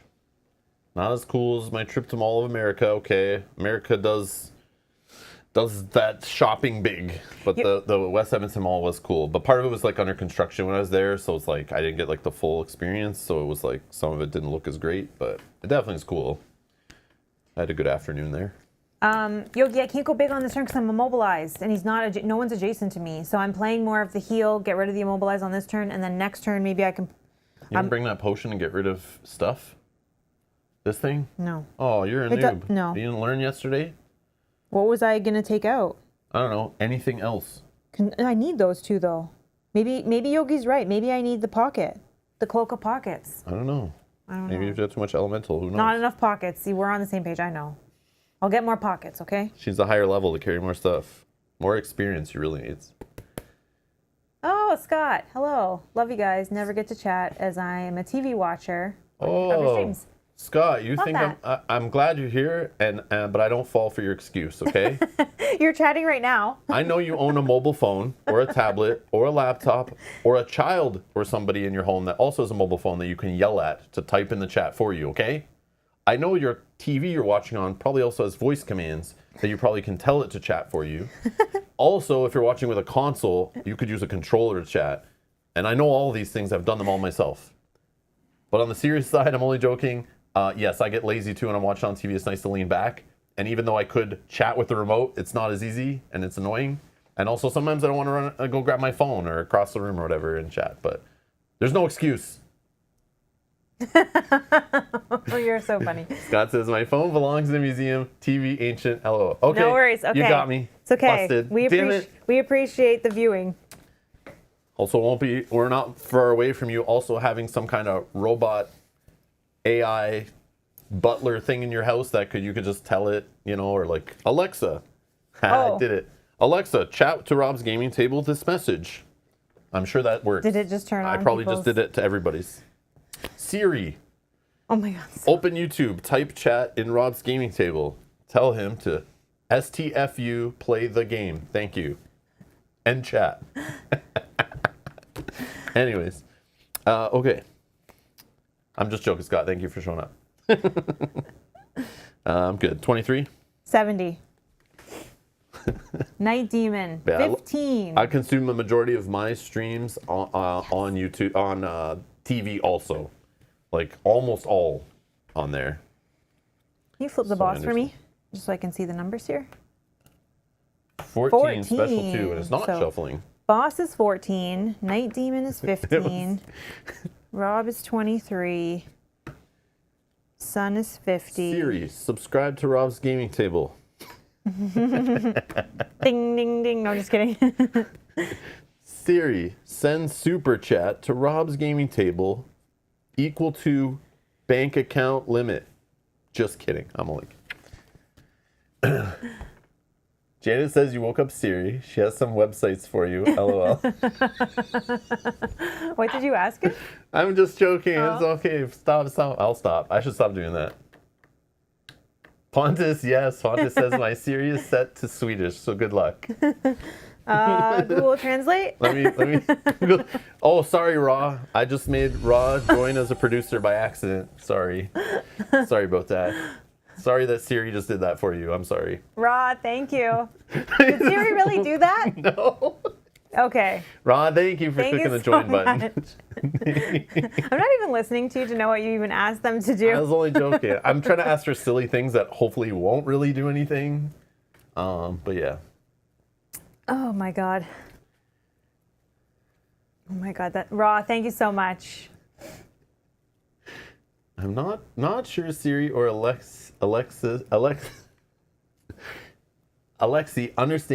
I'm just kidding. Oh, okay. Janet says, before I can help you with that, I don't recognize who is speaking. Open your home app. That's the way it should. It should do just voice recognition and stop like other people from messing with your stuff. But No, maybe it does that now, yeah, but I feel like it didn't before. it doesn't at our family's homes. We can go there Oh, and yeah, yell we can whatever yell at whatever it, at but they it. probably don't have that all set up, you know. But I think they have that on purpose, right? So people can, yeah. Yeah, they still haven't made any comments about all that stuff that keeps showing up from Amazon that I order when they're not paying attention. Each of them probably thinks the other one's into some pretty kinky stuff based on what I order. So I've probably caused a few fights or maybe improved their life in certain ways. Who knows, right? Anyways, yeah, one day they'll figure out that I did it. Okay, anyways, who's going first? What's happening here? Boss? Special? Oh, Siri is responding to you, Janet says. I know, she's typing it, I know. Oh my God. Janet, I'm sorry. I'm sorry.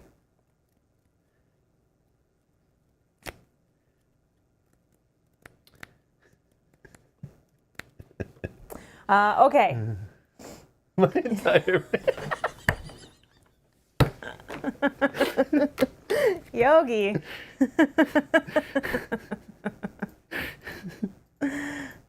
Oh my God, Yogi, thank you so much. Yogi, thank you for the super chat.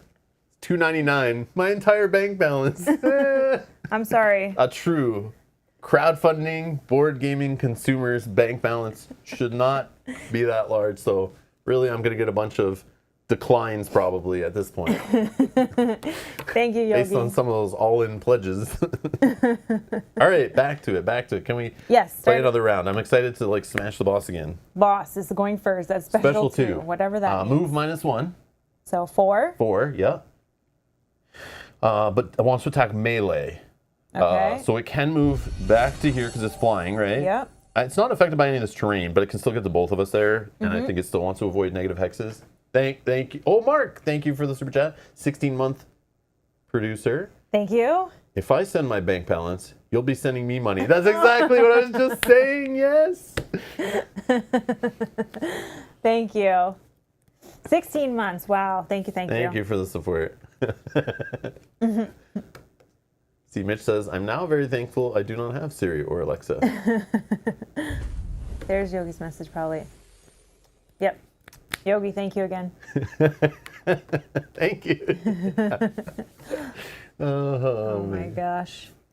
Okay, so he's going to attack Rob, who's first in initiative order, which is good because you have the retaliate, so I guess that's good while it's lasting. And then he's attacking for 3 on this one or 2? This one is -3. -3, so 2. And this one's another curse. Sucks. -1. So 1. Just 1? Yep. And then retaliate. 2. Sorry, I should have done this one. He's going to consume the sun. He's going to consume something to make darkness. Okay, sorry. I'm going to... I should have done this because realizing what they would do, I would see all this and know that my turn can change. Oh, yeah. Whatever. So I'm going to, once each scenario during ordering initiative, after all abilities have been revealed, I can create something, and I'll create Earth. Because he's going to already create darkness with that sun. He'll create darkness. He wants to consume air and ice, but they're not there, which is good because it would have created an extra target. It's now going to try to do the icy tile thing, but it can't. And then it does push 1, all within range 1. So you'll get pushed, I'll get pushed. So no, then maybe I changed that. Sorry, don't do that. Okay. Yeah, I'll still do it. And then darkness is created. So then we both have to take 2 damage? Whatever hazard terrain damage is, yeah. Okay. That was boss special 2. Okay, 14. What's next? 14. So then 15 is Night Demon. So he can move for 4. He's attacking melee. So 1, 2, 3. And then he's attacking all adjacent allies and enemies suffer 1 damage. Okay. So he's attacking for 3 on me. -1, so 2. And then all adjacent allies and enemies suffer 1 damage, which I think is a separate line. So I think I suffer 1.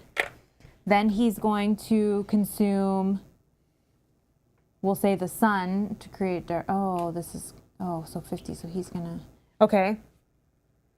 And then I'm attacked. So when I'm attacked. Could you not just consume darkness to create darkness if you need sun or something? Yeah, but I need another one because he's going to take something to create sun. So I need to create. Yeah, so you do take darkness to create darkness. So you have the extra one. Oh, I see. Yeah, I see. Okay. That's why I asked. Then your turn, sorry. You suffer nothing. It's as if someone was next to you. Mel plus 1 HP. Oh, okay, so it's not, oh, sorry. All allies and enemies, oh, from me. I see. Sorry, I was reading it as a separate line. What? So if Rob was adjacent to me, he would suffer 1. Are you sure it's not just adjacent to him? Yeah, I think that's it what is. I thought. But I think it is. Because it's on a separate line, right? yeah, that's how I read it. So I suffered 1, but they're telling me if someone was next to you. How does Okay. it normally look? Because wouldn't it just be missing that line in between them? Okay, fine, he says. Okay, no, so you're right. Yeah, Right. so I was right. Mel was right? Yeah, like, I feel like it would look different. It would just not have that line in there, and that would apply to that, right? You couldn't see the line. That's your excuse. That's okay. That's okay. Sure, I didn't sure. hold it up. Likely story. I didn't hold it up. I'm just. I mean, it does. It might Oh, be. Mel's right. Mel's right. Take damage, Mel. I did. It's the time you don't want to be right. That's okay. It's only 1. We'll see what happens here. Okay, and then Rob's turn. Rob's turn. Okay. Oh, he's back. I can go back in my little hiding hole. Yep. So I'll move in there. I'm adjacent to exactly 1 enemy, so I will move back. I guess. Oh, did something hit you? Yeah, and I did retaliate against him. The boss. Oh, you did retaliate. Okay. Yeah. Oh, yeah, 32. Okay. Okay, so I'll revert that retaliate. Okay. Then I'm going to attack for 3, 4, 5. Gaining an experience. 6 because he's poisoned. Mm-hmm. Muddle though. So just So 6. 6. Still good. We're getting there. And then Wish I wasn't Muddle's immobilized.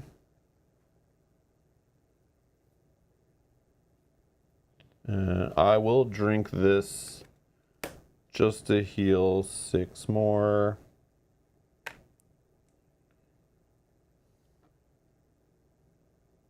And that is all. Okay. Sun Demon has a range of 3, which I think I'm already 1, 2, 3. I'm already within range 3. He's attacking with advantage for 3. -2 or +1. So he'll take the +1. So he'll attack me for 4. Okay. And then he'll use the sun to create sun. Okay. Then me. Then me. I feel like I just attack him for 5. Yogi, you put the game in the Disney Vault?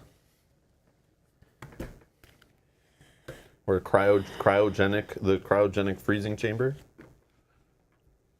5.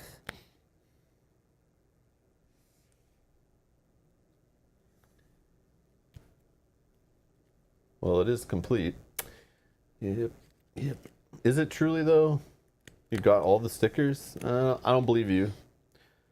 Did you buy every single enhancement for every single class card in the game and cover up every single little dot that's on every single character card? And I mean even the character cards that you didn't choose on the first run with each character, because then you have to play again with the next character, choose all the other cards, and then sticker all those. Yeah, you got to do that, Yogi, or else now you got to take it out of deep storage, play it all over again. Sorry, man. Sorry. All right. Because I have the elements, I'm doing this. I can throw cards away if I need to. I think we're okay. He's close to being dead. I'm going to attack the Night Demon. I'm going to spend the Earth and Darkness, if you will, to attack for 5. I have disadvantage. What's happening?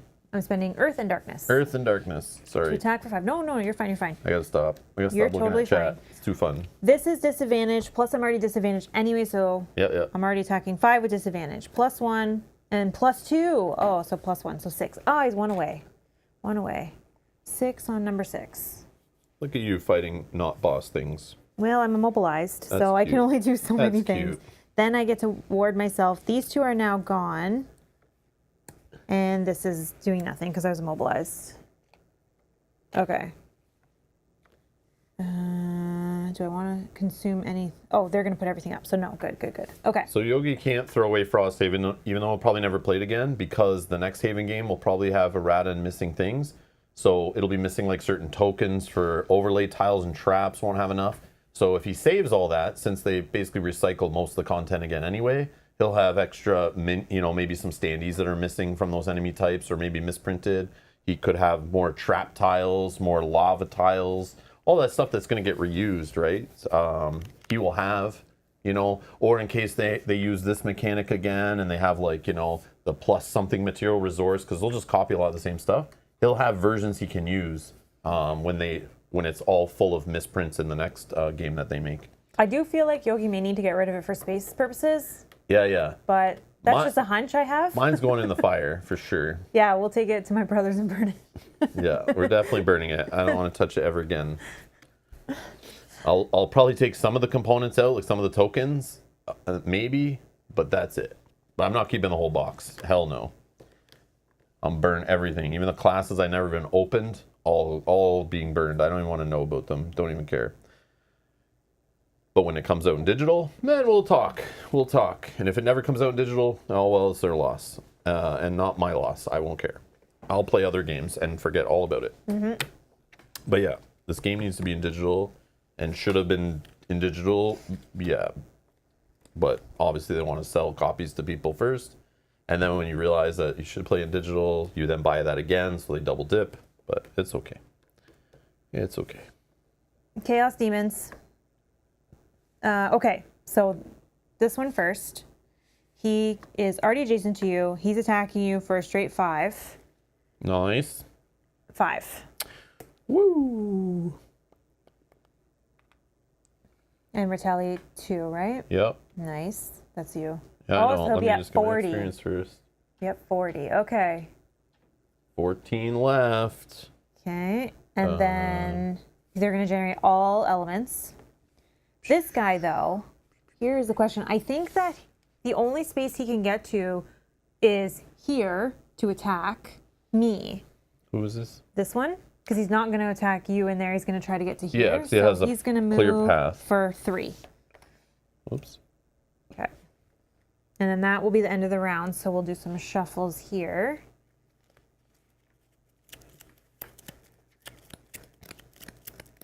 Okay, and then all the elements will go down. I'm going to short rest, I think. Round 5. Oh, round 5, we're going to get a Chaos Demon at the bottom. Woo! That's fine. Don't worry about my life. I'm okay, I think. I'm going to short rest. I'll have cards to pitch. We just need to do 14 damage here. I'm going to say last time I moved this back, and then I'll reduce this experience. Yeah, I just need to reduce this. Yeah.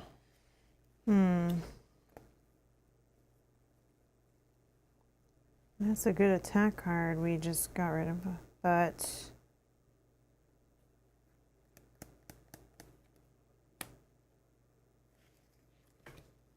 Is Ward rounded down? So Ward would block the damage I would take from this card, right? If I want to keep this card? You're gonna waste that word on you hurting yourself for 1 damage to keep a card? Yeah. Okay. Well, it's like one of my best attack cards. Half rounded down. So still 1 divided by 1 equals 1. Nah. Okay, well, then fine. Well. Oh, yeah. You're just doing 1 damage. Yeah. It's not 0 or like 0.5 I or know, something. but I was just hoping. It's not divided by 2, right? No, but I was just hoping that maybe it blocked it in some way. Oh, Wishful it's thinking. halved. Hold on. Now I'm getting confused. Yeah, it's halved. It says half rounded damage. down. So half of 1 is 0.5. 0.5 rounded down is 0. Yeah. Yeah, so it would block that. Yeah.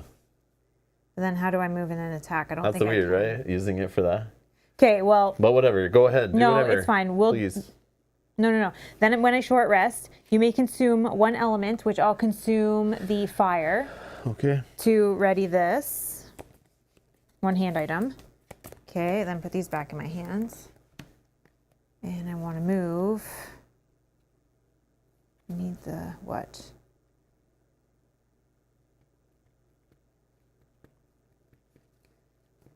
I think I can do both of these. Nope, that's 2 airs.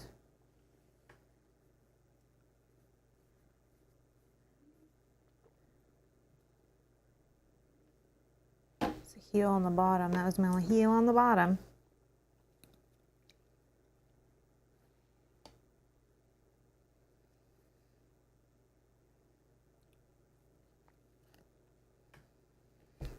Sorry. It's all good, man.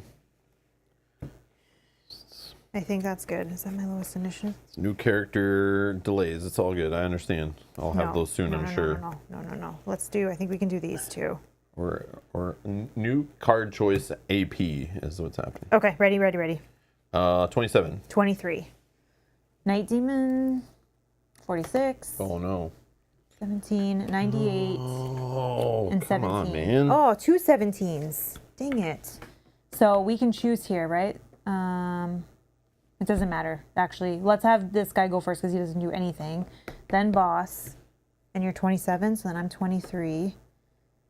27. Night Demon is 46, and then 98. Okay, Sun Demon, heal all within range 3.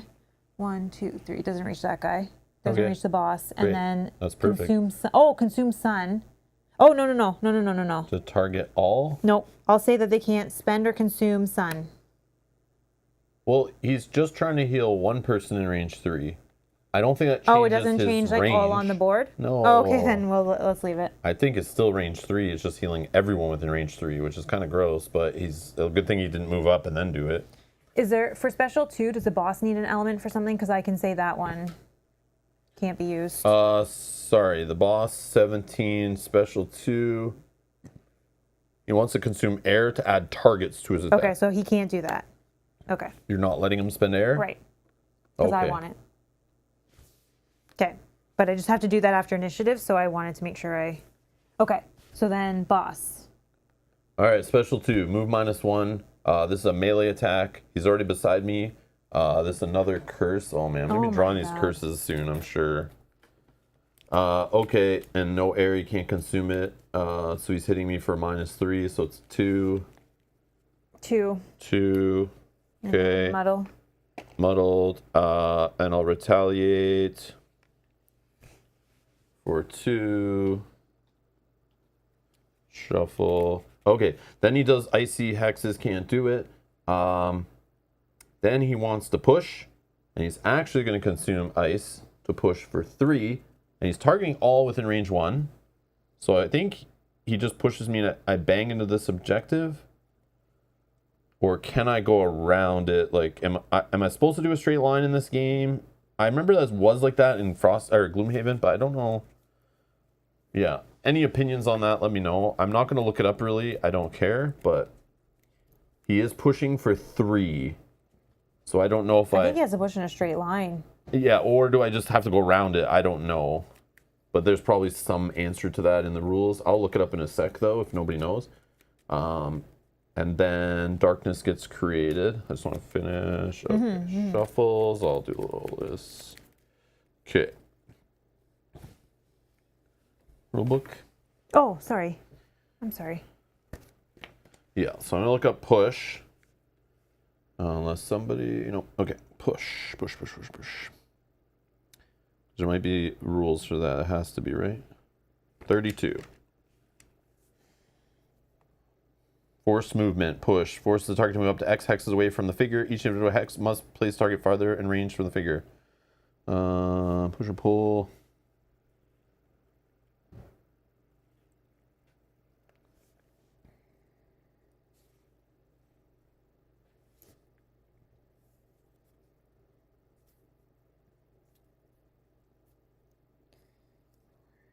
Doesn't talk about a straight line at all.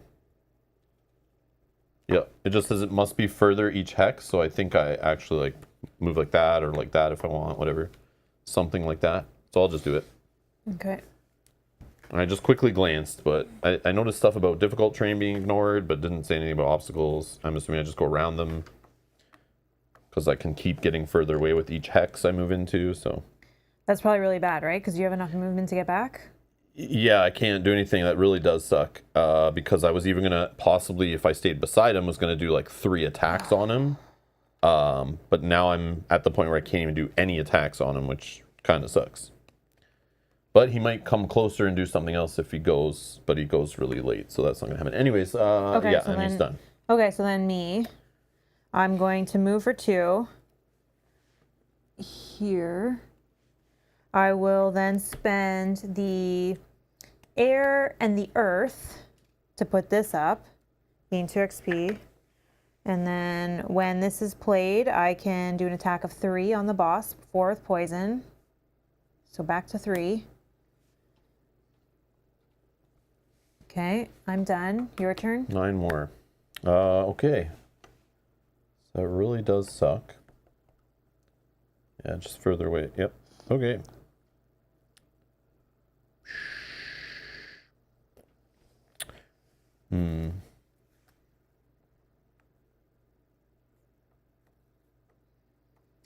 Well, I guess I'll just...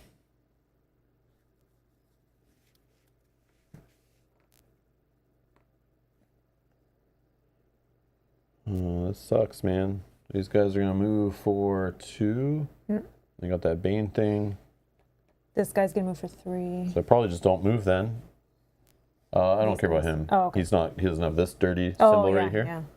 Yeah. So I just don't want to be reached by a Chaos Demon. But this guy flies, so he'll definitely reach somebody. I think he'll just hit me, which is fine. Yeah.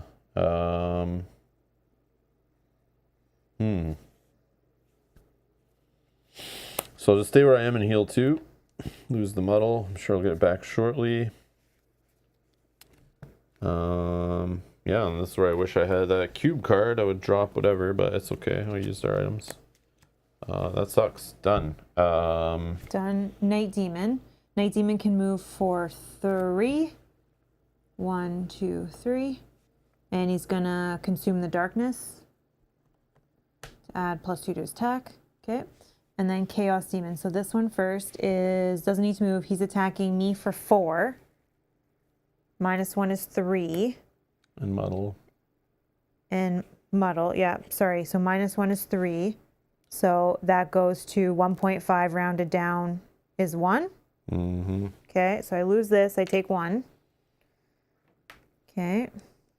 And then he's going to consume. Oh, there's nothing to consume for Bane. Okay, that's good.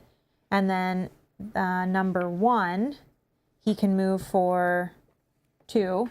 1, and he gets blocked, right? Oh. Yeah, same distance. Okay, Yep. and then this guy, 1, 2. Okay. And that's everything.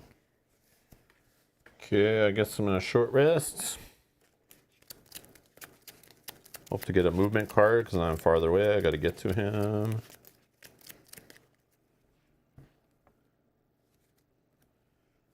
Sure. Oh, all of them have to be shuffled this round. Wow. Okay, so now we're Round round 6. So we're back to A, I believe. Night Demon is coming out. Probably.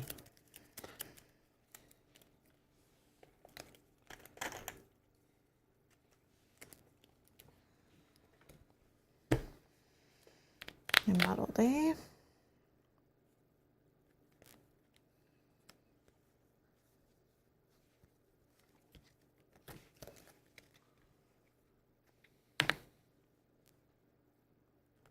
Let's see if this can be enough. Good. Yep. 17. 17. 26. 42. 36. All right, so we're both 17. I think you're first. 34. 'Cause I'm 84. Okay. So Drifter, me, then 26. 1, 2, 3. I'll jump in there.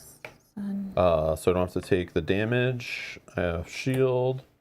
I'll attack for 4, 5, 6.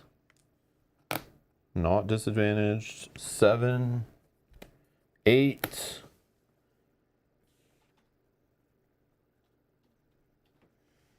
Okay. And that is me. Done. Next, Me. Infuser. Okay. I am going to...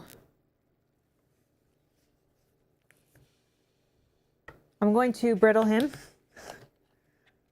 Just because I gain an experience. Oh, I should have an experience for that before, because this is the second time I've done that. I forgot that was there. And then I'm going to attack for 3, Okay. 4, and it's doubled. 4. 4. So 8 damage. 8 damage. And then I will create, doesn't matter. Let's create, wind. For that one, doesn't matter though. He's dead. Oh, actually, oh yeah, I probably shouldn't have brittled. I probably should have, I couldn't even get on that anyways. Okay, so we have to survive to the end of the round. All right. Night Demon. Night Demon is not moving, attacking at range 3, targeting 3. So So it'll target you first. Its attack is only 2. +1 is 3 for you. Defense down to 2. Do you retaliate at all at range? Range 2, yep. Yeah. Oh, so then he's dead and he doesn't attack me, which is great. Boom. Drop a loot. I get an experience. I really would have liked to grab some loot actually, but I know. I thought about it, but I was nervous. yeah, Okay, Night Demon. Sun Demon. that sucks. Sun Demon can move for 2. I don't care about the chest. 1, 2. I could care less about chests. At this point, I'm just trying to get the coins from the loot so we can look at that coin card, you know? I don't care about chests in the game at all. And then if you create Sun. Sun? Yep. Okay, Chaos Demons. They are number 1, can move for 3. So I guess it wants to, there's no one it can attack without going into the trap. Yep, So it's gonna go one of us would be closest, but I went first, 4. right? Yep. So it's just gonna step on in however we want it right here, Yep. sure. It's going to attack for 4 with advantage. So 4. 4. And then it's going to consume the sun to heal 4. Oh, I take one Boss less is not here. There's actually. no boss. And then this guy. Retaliate. I'll get an experience. 2 damage on number 1. And then this guy can move for 3. 1, 2, 3. And then we're done. Okay. We did it. So we win. Yay. Recover cards, all conditions that are curses. Holy crap. Get all the curses out of our decks. I think Don't want to have those in there for next scenario. Oh yeah, and I got to take out my -1s. 1. Oh man, the next one was a curse. Next one coming, and the fourth one.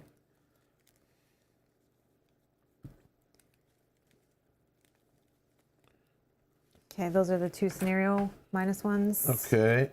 And then gain experience from dials. You said it was 10 for the level. Yep. Plus 10 plus I have 8 here. It's 18.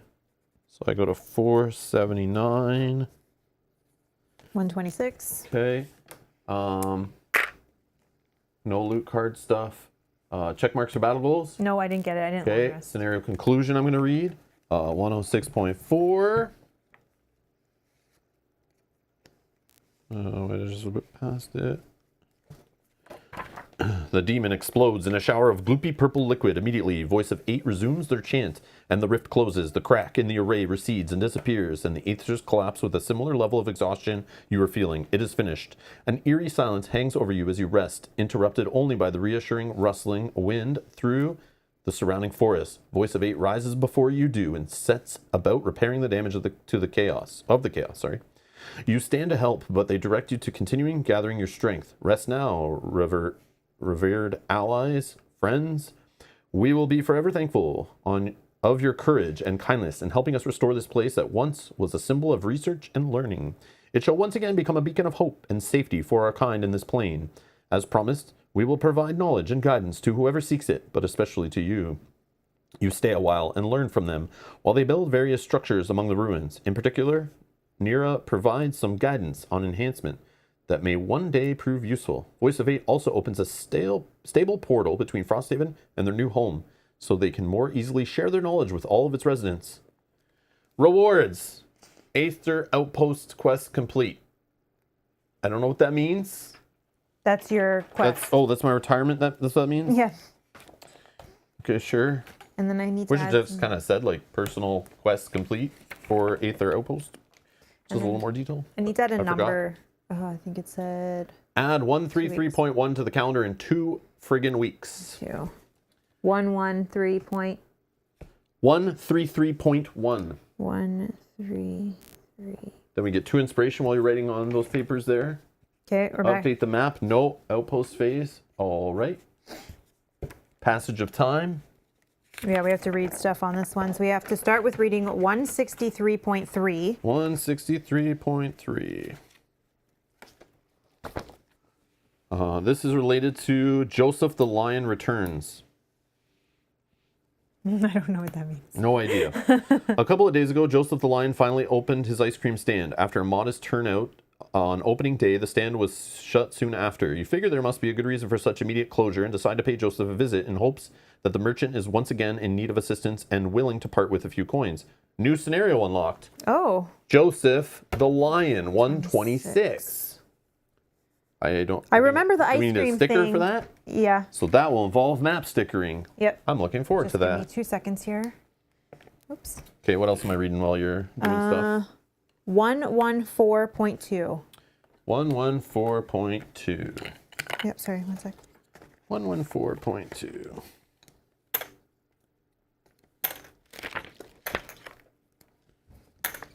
Oh God. It's a big one? Yeah. Oh my God. Do I read it or do I just skip it? I don't know. I kind of don't care. You could just read whatever the bottom part is. If you Like whatever this... there's a choice. There's a choice, I think, related to what is in here, so I'll read it, unfortunately. All right, you sit at your regular table in the crater. This is Attacking the Lurkers, it's called. Right? This is the number for sure?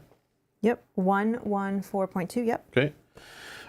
You sit at your regular table in the center, trying to enjoy your mugs of ale as the inexhaustible Pinter Droman chatters ceaselessly. He has been at your side constantly since the bathysphere mission, peppering you with questions, which is exactly why you decide you needed a drink. Now, on a scale of 1 to 10, how many fires occurred on board during your dive? I theorize only a small probability that the air tanks would explode, and Pinter's questions are cut short as an orchid guard runs breathlessly up to your table. You have a visitor at the dock gate. She pants. It's a lurker, and it wants to see you, I think. You put your drinks down and head toward the docks, where you see a lone lurker sitting patiently. You recognize Sun in Shallows, the lurker who first told you about the shards and the fate of its people. Archers line the walls, plucking nervously at their bowstrings as you wave for the gate to open and go out to meet your caller. It's clear that the Sun in Shallows has seen combat since you last met. New cracks run like spiderwebs over her shell, and the lurker leans to one side as she sits, favoring a few injured legs. The giant crustacean perks up as you approach, her psychic sing-song greeting echoing in your minds. You wonder what could compel this creature to risk the wrath of Frosthaven guards, but you realize you already know. The shards. They and the crown they form compel Sun in Shallows and her awakened brethren as much as they compel you. Your suspicions are confirmed as Sun in Shallows delivers her message, a stream of images and emotions running like a tapestry through your minds. Huge coral structures reach upward like claws from the edges of a crater in the ocean floor, creating the impression of an enormous flower in mid-bloom. You feel the presence of a shard there, but the vision is obscured by an inky swirl of fear and darkness. The swirl expands as you watch an unnatural aura attached to the shard, guarding it and drawing the lurkers in an area under its influence, turning their already clouded minds to its purpose. The swarm around the shard, hundreds strong, a horde gathering to protect and spread the ever-growing corruption. You see Sun in Shallows leading a group of lurkers on an ill-fated attack to unseat the source of corruption and retake the shard. From the intense sorrow accompanying the vision, you don't need to see the fight to know that the Sun in Shallows was the only one to escape alive. The lurker's vision fades from your mind, but you see the stakes quite clearly. The crown can never be united until you get that shard. But more than that, this source of evil is gathering more beneath the waves and will continue to attack you, to attack Frosthaven, to corrupt as many shards as it can. But what can you do against such might? A psychic blast, a voice behind startles you. You hadn't realized Pinter Droman had followed you from the crater, much less that he'd been privy to the lurker's bleak conversation. The Tinkerer continues, almost to himself. Too many to fight, even with 100 bathyspheres. Yes, yes, but their psychic attunement. It's possible we could take advantage of that. Stun them, perhaps. He starts pacing, speaking more and more quickly as he gets excited about his idea. I'd need to study this lurker, of course, run some tests, maybe even get a better look at one of those shards and find a way to harness its psychic energy. It'll take some time, but I'm sure I could come up with a device to do the trick. Your response is cut short by a wave of sorrow washing over you. You don't think Sun in Shallows can understand the words, but the lurker can clearly sense the Tinkerer's intent, and her distress is palpable. The prospect of using the coral shards, her symbols of hope, to do harm to her confused brethren fills her with despair. The intensity fades quickly, though, as you feel Sun in Shallows. Accept that this may be the only way to reunite the crown and save her people from whatever foul thing is taking them.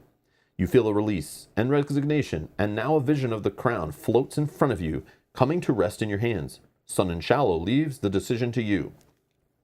Just to be clear, Pinter warns, we'll detonate this device right on top of where the shard is located. If I do my job right, it should knock out all the lurkers in this area. But I can't guarantee there won't be some collateral damage at the epicenter. You nod in understanding. So section link says, if you give Droman the order to prepare an EMP psychic bomb, read 168.2 now. Otherwise, you don't give him permission to do that. Do 94.4. So I'll put that up to the chat. I'm sure we'll branch paths in what scenarios we play next and how we do it. Bomb? No bomb. Okay, poll is in the chat. You guys can decide. There's the poll. Either way, if you already played this, you know which one way it goes. Choose the other way. If you want to see the same, how we do it, choose the same way. If you have no idea what's going on, just pick one, flip a coin, roll a die, close your eyes, click randomly on your screen, whatever you want to do. It's all good. Thank you for voting. Oh, this was an event that unlocked this storyline. Or the lion, Joseph the Lion, the ice cream thing. Oh, so it's like side quest stuff probably. Sorry, the sticker didn't come off properly, but that's going on That's F4. Okay.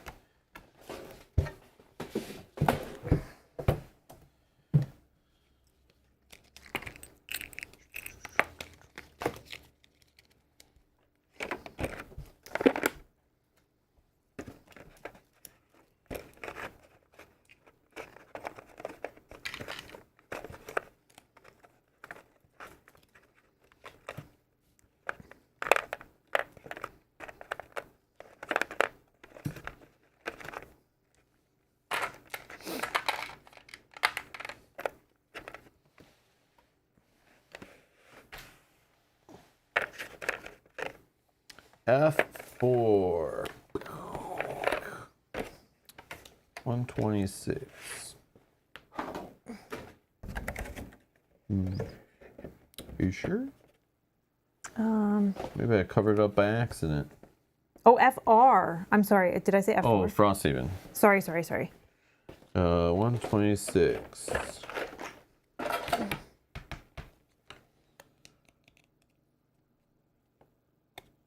C128. What is this I'm doing? Joseph the Lion. It looks like it's on a shore. Oh, 120. Oh, 126 up here. I see. It's not exactly in the walls, outside the walls. That's okay.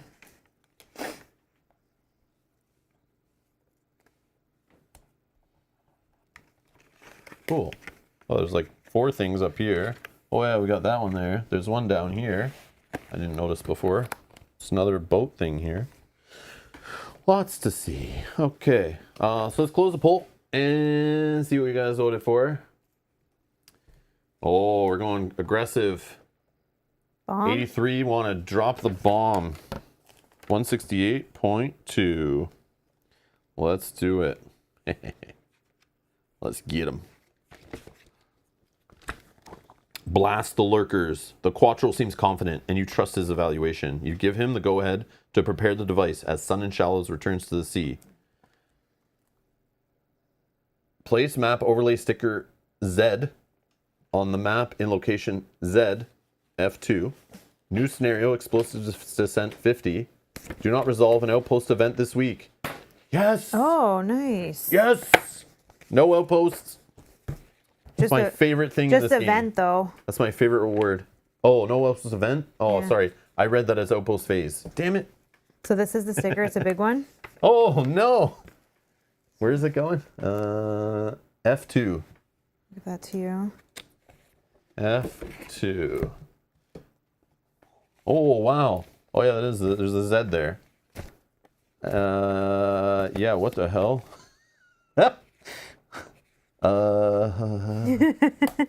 Okay. I see the edge of this one there, so I'll just do it like this. Look at that. 1, 2, 3, 4, 5 more scenarios. So it's like this one when the tower opened up a whole bunch of things. Or this one, this underground thing that happened here. So did it just open all those scenarios as well for us? Like, do I have to mark all Yeah, these off? these are new numbers. There was no numbers there. Okay, can you tell me all the numbers? But on the it? only one we open is 50. 50, okay. So that's like our starting entry Oh, point, I it's supposed to think. Then descend. it'll Okay. branch to like this one or this one. So you then know? do I need to give you one of these as well for 50? Explosive descent, probably. It's probably a sticker on a sticker. Okay, on let a me sticker. see. 50. Stickers oh, on stickers yeah, on look. stickers. 50 into all this. Okay. There you go. Oh, it's force linked. If we do this one, it's going to be forced into the next one. Oh, God. Those are your favorite, though, because then we don't have... Yeah, no outpost phase. Love it. Yeah. So if we I like making people rage, and I love it. There's going to get angry comments all over the place. Every video, I love it. Haters going to hate, and I feed the trolls. 50. Okay, so I'm assuming this is the one we would play next. Yes, it is the one we're going to play next. So, okay. So I've marked that. For sure. 50 is the next episode, right? Yep. That just makes sense. Yep. Continue the storyline. Keep looking for the ancient coins, and we got to loot. Got to remember to loot. And I know, you that got to was- catch, you got to remember to catch 'em creatures. all. Catch the pets. Got to catch them all. Yep. Okay. No. So we don't do an event, right? So I think we just... Yeah, So I did... passage of time, you I just did that, yep. Outpost event gets skipped. Building operations, so planting and making things and whatever. All right, let's do that. Do you have any money? I guess you could spend your money on resources. Money on resources. Yeah, because we can collectively buy... Oh, sure, yeah, do whatever. so 2, 4, I have 53 6, money, so just do whatever. 2, Spend all my money. 4, 6. Okay, we can collectively buy 1 material resource for 2 gold. Let's do... Actually, let's And do also, lumber. you can distill some potions, right? Oh, that's 3. Oh, but that's not right now. That's That's not yet, later. yeah. That's later. Let's not rush ahead. Okay, garden. Gain 1 collective herb from each planted plot. So that is this one. And this one. Okay. And then each character may lose 5 gold. Do you want to lose 5 gold to start the next scenario Yes. with Oh, whatever 2 it is. bless? So Keep. put 2 bless to the side so you know. Because you're going to build a new deck and all that, you'll probably forget you've done it. Oh, I'm not doing that today. That's for sure. No, I know, but I'm saying put it with your stuff Bless. Oh yeah, so sure. that you remember. But I don't have stuff because I won't have this character. So my stuff is his box. Okay, so then I don't know, put it. Oh, I'll put it. You know what I'll put it with? That stupid card that I keep holding on to. That road okay. event. Yeah. And the coins. The coins I'll hold on to, right? Yep. Sure. Okay, and we can train. Oh, and my reference card that I hold. Yep. Yeah. Yep. 2 soldiers for 3 gold each, so that's Sure. 6 more gold from you. That's 2 soldiers Yep, and 2 whatever. resources. Whatever the gold you need. I'm sure it's more than enough. Take Spend more on resources and blesses. 2. Oh, okay. Yeah. And Yep. 1. Okay, so that's all of this done that we can do. Okay. So that's building operations done.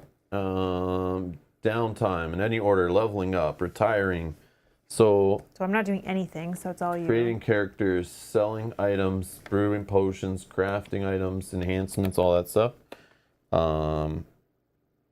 And yeah, So I think it was so, that first. So retiring, I think I read the back or I closed the post. Like, when did this get? It said complete this.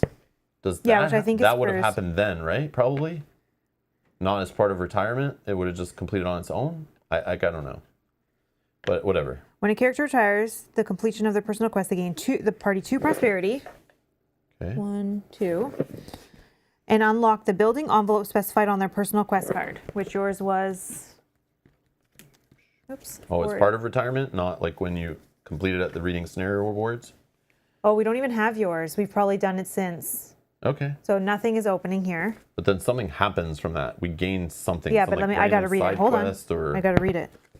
we gain a If the hole in specified head or- envelope is already unlocked, the alternate envelope is unlocked instead. If both envelopes are already unlocked, the party instead gains a random scenario or 1 inspiration if the deck is depleted. Sure. Oh no, never mind. Yeah. So we have 3 left. Okay. This one. Oh, I gotta read an entry. Stop with that. Oh. 171.2. Okay. Wrong page. Random scenario. You look down at an ancient sheet of stone, hardly the riches and jewels you were expecting. But there on the stone, faded, yet it's still complete, is a painting, a landscape, as if painted using the tip of a stick or claw. And despite the crudeness, the details look familiar to you. You could probably find the place this painting depicts if you search long enough. New scenario, lustrous pit, 108. So more stickers. 108. 108, and this is gone from the game. Yes, we can double retire. Just one sec. I'm just following what it says in the Yeah, book. no rushing, guys. But yes, we know. Yeah, we gotta do that. We just retired recently with Mel, like two episodes ago or whatever. So some of that stuff is still. But yeah. C12. C12. 108. Okay. Boom. The retiring character may spend 15 inspiration once to draw 2 additional personal quests. Okay, so we'll spend the 15 inspiration. Rob can draw. Get to complete one right away. Draw 2, complete 1. Yep. Okay. I'll get the envelopes 1 sec if that's helpful. I don't know if you want envelope or not. Yeah, 24, whatever. 21, no. 65. We have 65 if you want Sure, that one. yeah, sure. Yeah. Or this one just to Kill get rid of. 15 ruined machines or donate 70. Oh, no. Yeah, let's just do this one, I guess. Okay. Continue prosperity. Okay, so then that's gone. That. 65, this back in. Okay. This gets open. Yep. And then we get 2 more prosperity, The metal depot. right? Yep, 2 more prosperity. Oh, 65. what is it number? 60. 65. there. Boom. What the hell's the art? And somewhere here.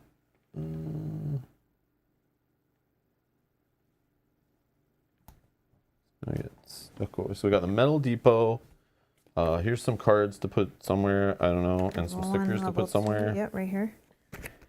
Okay. Okay. Okay, I got the 2 prosperity. This 1 is sec. gone from the game. Gone. Okay. And then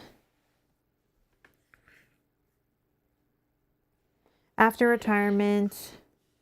Okay, so now I gotta I'll note all your stuff down after, but now you get to pick your stuff. So for each class, the first character. Do I Oh, read- sorry, you do I gotta read read. Yeah, this? sorry, Yeah. sorry.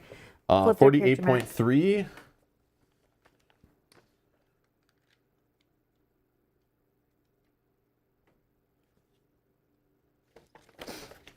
48.3. The club retires. One day the drifter is living with you in your longhouse, and the next day they're gone. No goodbye, no indication of where they're going. You notice them growing more and more restless recently, clearly harboring a desire to strike off back into the wilderness. They appear to have accomplished what they set out to do in Frosthaven, so now must have been good. as good a time as any, sorry. Maybe you'll see them again on the road, or maybe this chapter of your journey together is simply over. Add 138.1 to the calendar in 4 weeks. 138.1. Okay. Okay. So then you can like sell your potions. Distill you can these. Distill I don't know those. what we need or what Yep. you want or what we need to replant, but there's a whole bunch of stuff. And you look at a little potion chart and you take whatever you need and flip them over as you steal one thing from them. Okay, so I need... It's only one from each thing, right? Yeah. Unless you... So I'm going for the ones that we need for our 3 herbs. So I need this one and this one are some of the most... So let's take us arrowroot. This one. We'll take this one, which is rockroot. This one, now we have 1 and 1. Let's take again arrowroot. 2. This one. One has axe nut. Oh, this one we need an axe nut from that one. And this one. Okay. Let's take. What's this one? Let's take a snow thistle from this one. And then we'll take a rock root from this one. Okay, so most of ours are at 2 now, except for flame fruit, which is at 3. Okay.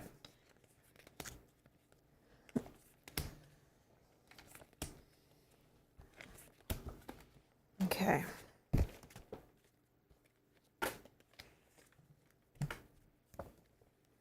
And then it would be going to create a character, which you'll do off stream, right? That's all for retirement, other Yep. than like dismantling Yeah. all of these cards and things. Doesn't even actually, I don't think, say that in the book, but yeah.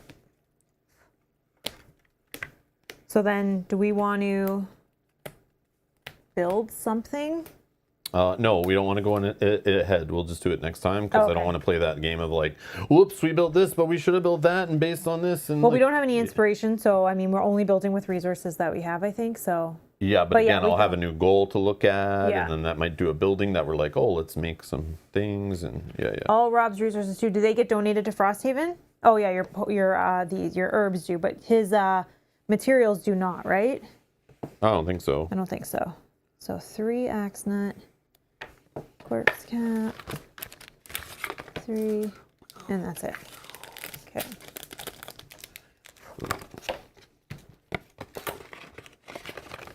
Oh, all of them, even his material resources. Okay, perfect. I didn't have any left. And when is I there somewhere to retired. write that I retired a character to help Yep. me with like Yep, I'm gonna write it in one creating sec. a new character later or something? Yep. This goes to 3, so I'm gonna write it on the back of this.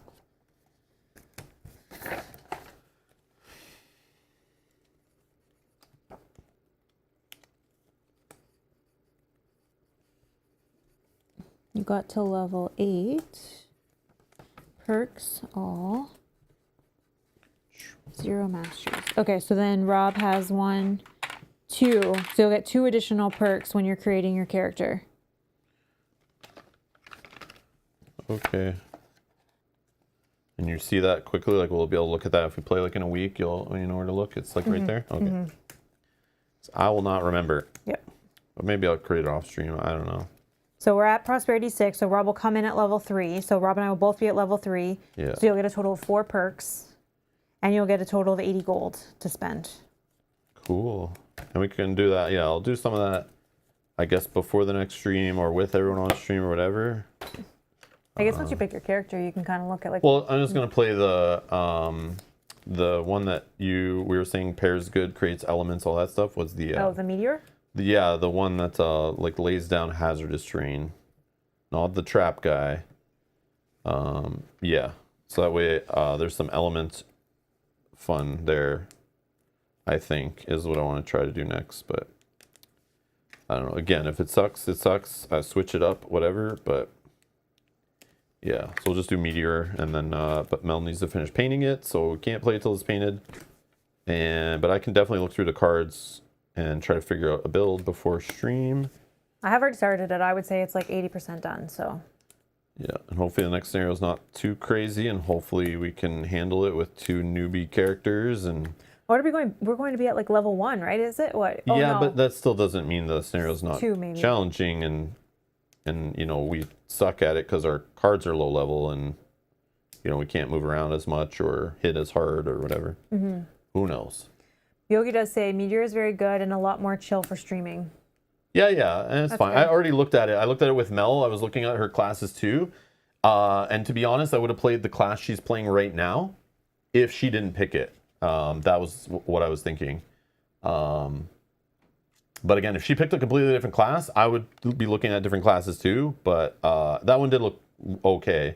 I never really got to play the Craig Hart in Gloomhaven, but I watched Justin play it a lot. He literally created it like 3 times. And I watched him with manipulating obstacles and all that stuff. It seemed kind of fun. I don't know if it's my jam, but definitely Hazardous Terrain seems neat. I might not like it that much. Maybe I will. I don't know. But I'll try it at least a couple streams and we'll see how it goes. But yeah, I just figure with the elements, like definitely should have someone that has elements. And I feel like one of them we looked at, I think Fist. I was like, oh, that seems kind of fun. But then it looked like it might get boring. But I think maybe that one had no elements or something. Maybe it did. I don't remember. We looked at so many characters, and there's so many like that blend together. Yeah, there's so many that didn't even open to look at yet. But I like again, I don't care that much, so I'll just play whatever. But yeah. Can we peek at level or the scenario that we're gonna play? 50? Is that what it was? 50? Yeah, Or we 52. can. Yeah, I just want to. this book. You want to look at 50, right? Yes, 50. Explosive Descent. And then yeah, so we'll pause there in like downtime. So we're It's gonna. only 1 map. So it's probably like a defend the thing from onslaught summoning of The stuff. scenario is complete at the end of the 12th round. More of this, more survival. We have lightning eels, the lurker, claw crushers, lurker mine snippers, and lurker wave throwers. Yeah. So the problem with those kind of things is now probably don't have those items that I can just heal a lot with, right? Mm-hmm. So we go into a survival scenario where you don't have like heal for 6 and heal for this. Yeah, that's stupid. But I think it's the same thing where it's just going to be each round what spawns. 2, 3, 4, yeah. Oh, I think we can do this. Yeah. Meteor, oh yeah, Meteor is fire and earth, yes. And that's why I thought it had 2 elements. It has one similar that Mel shares, which sometimes you want to share them and sometimes you don't. But I think it'll be fun for us to, like we haven't done that, I feel, since Gloomhaven days, where we actually like tried to make a party that used elements that were the same. Yeah. And it's hard and like to communicate that. Like I'll create it for you to use this turn and vice versa. And when the enemies have it, it's fun manipulating it and taking advantage of them making elements and stuff. I think that's super fun side of the Haven games is the element table. And especially when you build a party where it works. The only problem is where people retire or they create a class, they pick cards, and then they don't know what character the next person in their party is going to be playing and whether they could use that element. So you might even make the wrong build. So you might be choosing to build yours in more of a darkness build, you know? And then all of a sudden, like, I grab the next character and they like don't want you to be that darkness build. It would have benefited something else.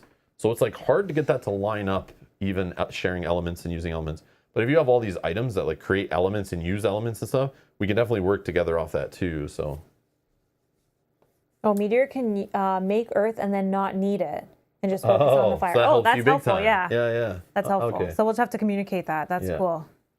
Yeah, so this scenario looks fun. Yeah, just again, 12 rounds. We can do that. Sure. And things are just spawning around based on that. Okay. So. Yeah. Scenario 50. Cool. Are you looking for this? Oh, my cards.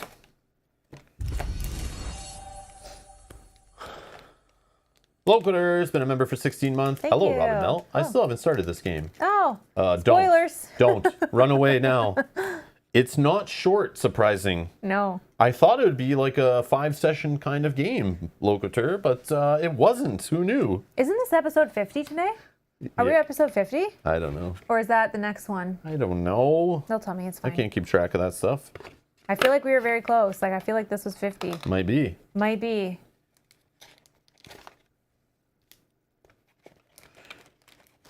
Get in there. Oh yeah, I know what I should do. Just put these tokens. Oh, it is. Today is 50. Oh, it is? Episode we 50 unlocked and we scenario unlocked scenario 50. But that's bad because it's not episode 50, scenario 50. So we missed it again by 1. We suck. Now we gotta start over. Pontus, I can answer your question in a second. What in-game week are you on? Oh, I don't know. 10, 20, 30, 40. Or 30. The next episode will be week 40. And it's our last winter week next week. You getting the ones? Yeah. I was just gonna say, can you put it over here so I can get them at later? No, there you go. I don't run from anything because I don't run. I choose not to run. Yes. Any idea how close you are to finishing? I don't know. We don't know. I do know some information, but I will refuse to spill it. Because who the hell knows what's going to happen? I know. We could fail at scenarios, as you've seen lately, which means we replay them. We could make some choices that lead us on side paths. We could get in a mood where we want to play this and not that in scenarios in Frosthaven, or not play Frosthaven at all. So who knows, right? So who knows? We'll see. We'll see. But we know we're chasing a coin. We know we're playing a main storyline right here that we're doing. So we'll finish another main storyline while trying to find coins. Well, also we're told we should be retiring. I remember people were talking last episode too. In the last episode, I was mentioning, I saw some comments about the Mel trying to retire by finding pets or whatever. So we're going to try to do that along the way while finding the coin. Yeah, so I will be able to try to capture lightning eels in the next one. So. And then I do know Yogi already told me the next puzzle entry I can read at any point that we already are allowed to read. He's already given me the answer for it. But I'll do it, I think, after we're done this storyline we're on right now. So we'll do like we were doing before, where let's try to finish the storyline until it locks us out by a time gating or puzzle entry or whatever. And then we'll do that. So yes, we're totally skipping puzzle entries that involve any kind of other unlocks for scenarios, characters, whatever the hell are in there, or story. I don't care. I am not doing any of that. It's less to spoil for you guys too if you're playing through or don't want to see those entries and stuff. I don't care. You can go read them online probably or spoil it for yourself if you want to get there. But I purposely wouldn't even be paying attention to it. So I kind of don't care about the puzzle book at all. But where it locks us out from actually completing the game, Yogi's given us numbers and when we need to read things. So yeah, so that I can avoid the puzzle book basically. So that's how we kind of chose to do it. So I don't know where exactly in the puzzle book we are, or where we should be, because I've skipped entries and stuff. So it's like whatever, not worried about it. But yeah.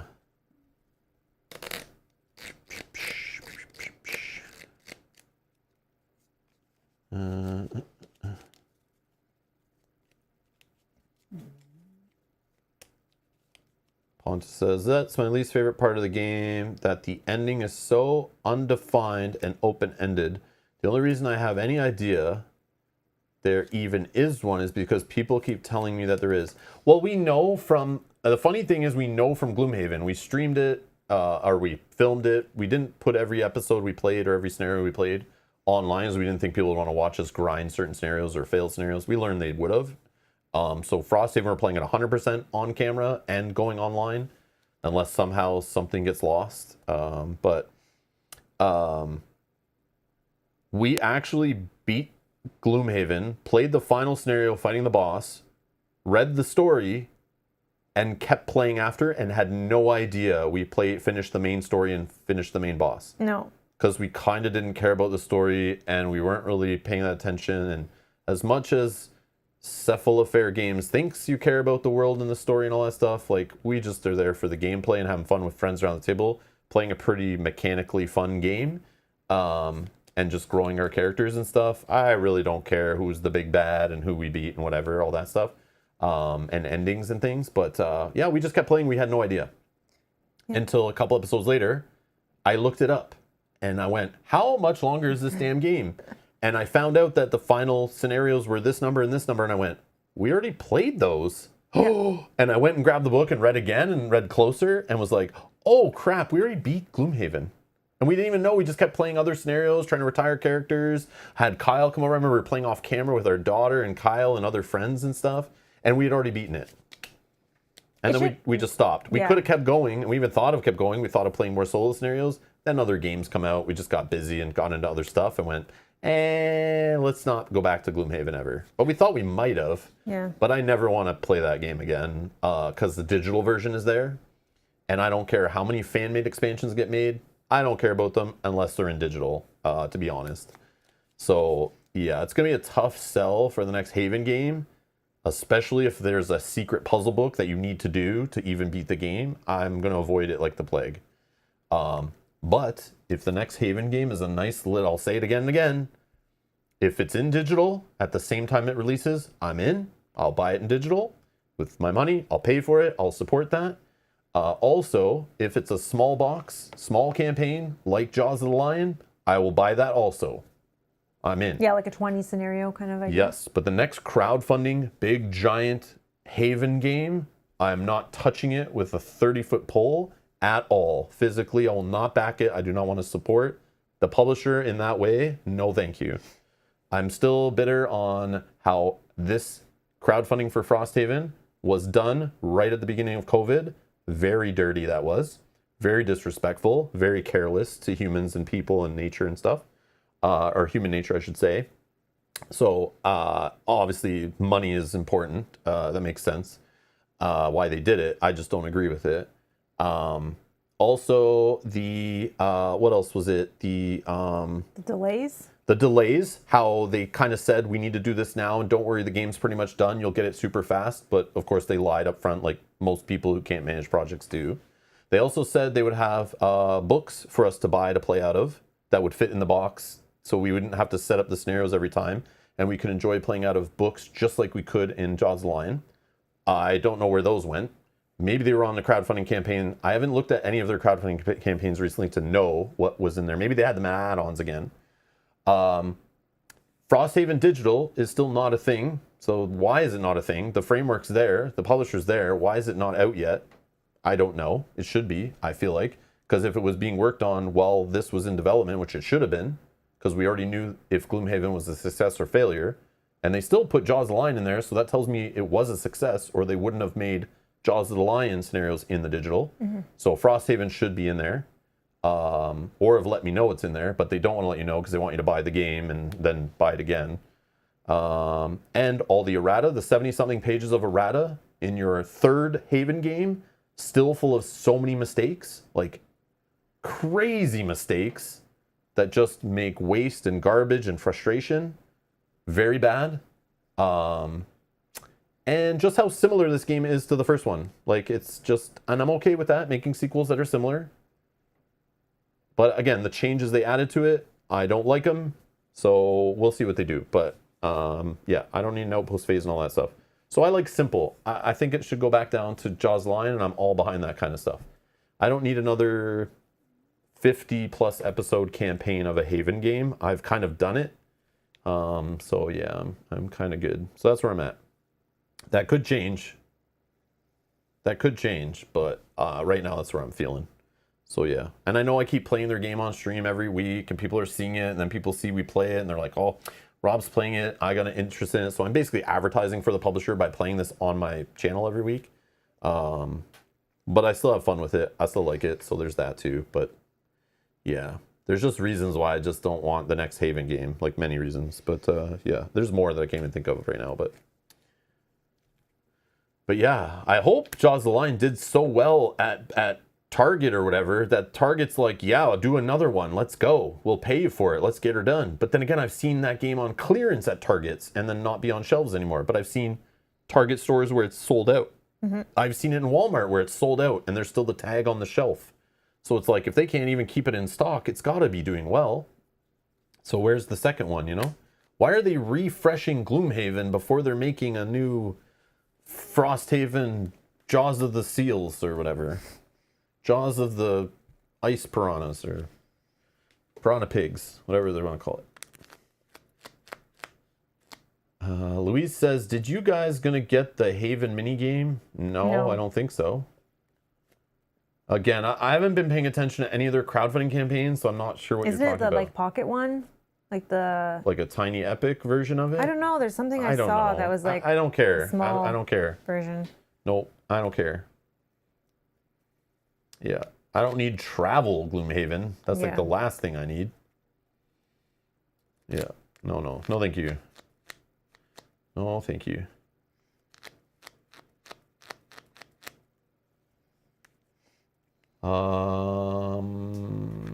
Play Surface books for Frosthaven will be shipping soon. They were attached to the Gloomhaven 2nd edition RPG minis campaign. Yeah, but that's a mistake. I didn't look at that one. I didn't look at that campaign, so I assumed that's what they would do. That sucks. And now I don't need them. Yeah. So, like, you know what I mean? Like, They should have been on this campaign with Yeah. this, and we should have had them. yeah, they should have let me buy them during the late pledges so that they were delivered with my game. So again, better things come to those who wait than those who are up front. So like literally I threw in money to help this game become a thing and keep the company afloat during COVID. But yet I didn't get those books that I would have paid for and give them more money. Like yet they'll come out to somebody who buys Frosthaven 2 years later or whatever. It's like, this doesn't make sense to me. That's like not, yeah, like, again, it's like, thank you for your money, but like, you know, we're kind of care about the people who are going to give us more money later. I don't know, it's very weird. Very weird. Yeah, some of the decisions there bother me. Very much bother me. But that's okay. Sandhaven next, bigger than Frosthaven. The developer probably realized too late how much work it was and now don't want to do Frosthaven. Oh, Possibly. digital developers? Peter says the Haven developers moved on to new projects and they don't have a new developer that's been announced yet. Yeah, they have. There is a studio that does update and did the whole Switch version of Gloomhaven, right? Yeah, I feel like, what the hell were they called? Something Line or whatever. I forget what those guys were called. The studio that programmed Gloomhaven, I know they moved on to other projects, and Asmodee assigned a new developer to it, who is patching it, and also, they're updating but not designing. Okay. I know I've gotten emails from them. Oh, Saber Interactive. Thank you. Thank you. That's it. Yeah. Okay. So they don't have anyone that's making new stuff? Oh, that's sad. Or at least that they've not announced, right? Mm-hmm. Like Asmodee could have a publisher working on it and not saying anything, right? That's totally fine. Peter says, Jaws Line 2 is very likely. There will likely be one more big box game, but many years from now. Oh, so we're not worried about that then. Okay.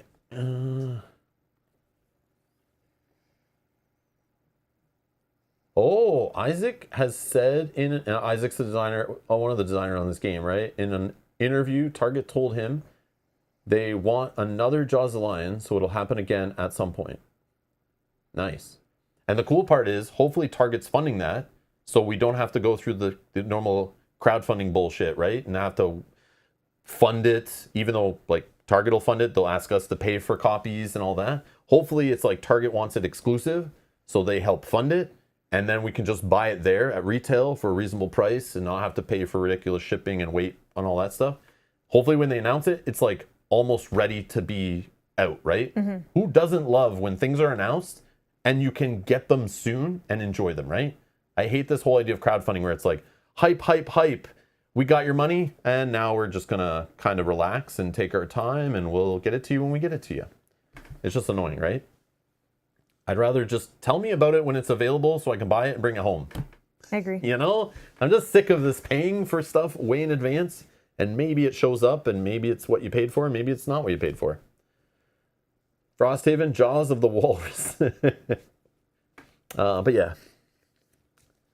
Part of why they did Gloomhaven 2nd edition was because Isaac didn't run that project.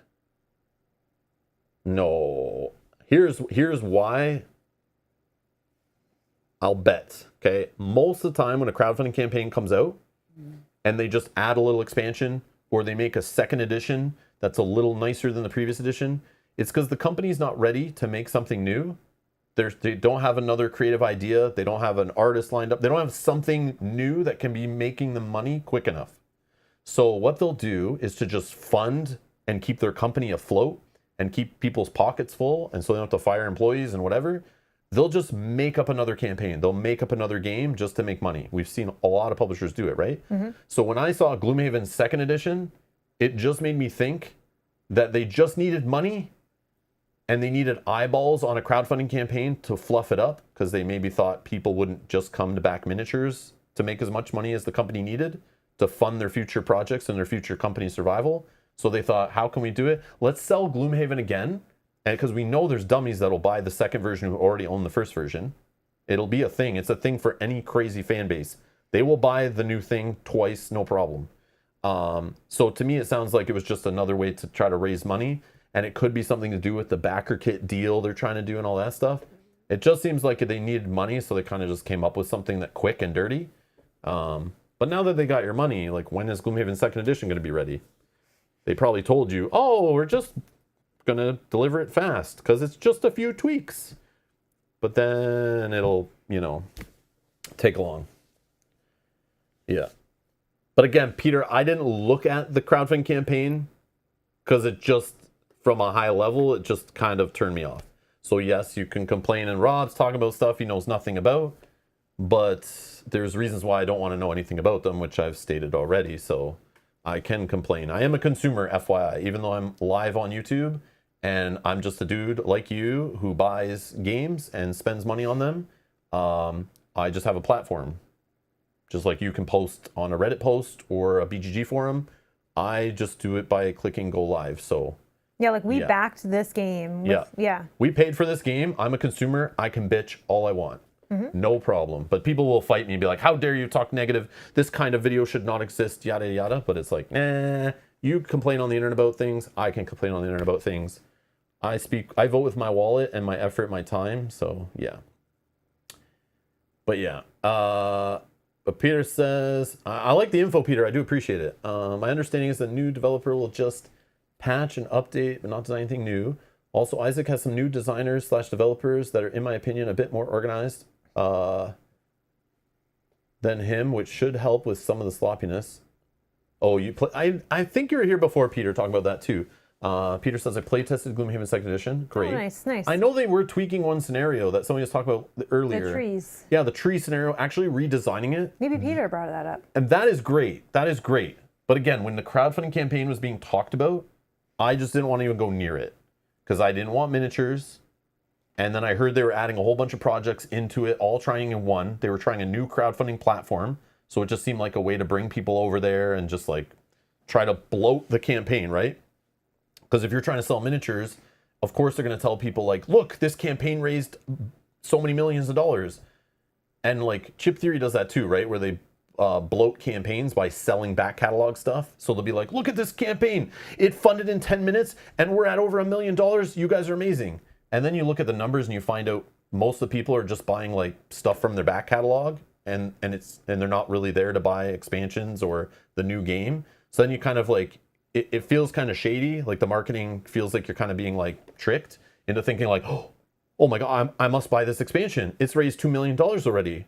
Oh, it didn't really raise $2 million. Half those people that pledged didn't even pledge for it. Oh, okay. That happens all the time on crowdfunding. I'm just using that example because I've been part of that, so I know. But so yeah, so there's all that kind of stuff. It's just like the whole crowdfunding thing turns me off. So it's like, yeah, I'm kind of just like over it. But yeah. What's in the comments? I promise you it's not a money grab, but I get why you have that perception. Yep. It's not maybe their fault. It's just other publishers. It's just I've been backing crowdfunding campaigns for over 12 years. Board gaming crowdfunding campaigns. Not to even mention technology ones before that and other products on crowdfunding. It applies to all industries on crowdfunding. Board gaming is just crazy with it though. It's because we live in it, right? Like it's my job and my hobby. But yeah, it's just like crowdfunding in general is like put a bad taste in my mouth. And to this day, we still see companies, Mythic Games, a bunch of shady, crappy companies ruining it for others. But there's really not many clean companies out there, I feel, on crowdfunding. And the ones who maybe are small ones that we don't even talk about because we're too busy spending all our money on the bigger ones who have bigger marketing budgets and stuff. So the little guys who should be using crowdfunding get ignored because the big companies that want to use it for pre-orders and to get loans instead of going through a bank and putting their money behind their products with confidence, they instead just make you pay for it, and then they can fail and they don't lose anything and don't care. Yeah, so I hate crowdfunding. If that wasn't apparent already. I think it is. I'm like so salty on it. It's just everything I read, everything I'm part of, all the crowdfunding campaigns. I don't read crowdfunding updates because they're just super depressing usually. Look, we got art for something. Oh, by the way, it's going to be 6 months later. Well, they have to like sugarcoat the fact that they're delayed. By the way, the minis, sorry, they have to be crappier than what we showed you in the campaign because we just can't afford it. So sorry. Oh, we're also going to need more money because we just suck and we spent more money and we didn't take enough money. Sorry. But yeah. Dustin says, just like Cthulhu Wars said, China ready probably 4+ years ago. Oh, that's another publisher. Whoever is the publisher behind Cthulhu Wars, just like Mythic Games, those are two publishers. From the beginning, I got wind from some of these fans that back these companies, and I just knew to stay away. And it's still just so bad. Whoever those two are so bad. Just so bad. I won't touch them at all. I try not to even say their names on my channel ever. But yeah. Matthew, I'm not sure what you're talking about. I think Matthew's just having fun. Oh, dummy raises hand. I actually raised my hand. Oh, ooh, okay. Yeah. Okay, is that in the comments, Rob, or on Reddit? I'm not sure. Graham says, do you actually get comments like that on your videos? Which one? I don't know what I said. Because you said about people commenting on like how you talk about their favorite publishers and things like that. Yeah, but yeah. yes, he does get all the comments like time. that. All the time. Or like he shouldn't state his opinions and stuff. Yep. And I had one recent on, there was one, I like replying to them in like kind of funny ways and it's fun. I troll the trolls, but yeah, there was one recently on, oh, I know what it was. The Witcher games. Oh.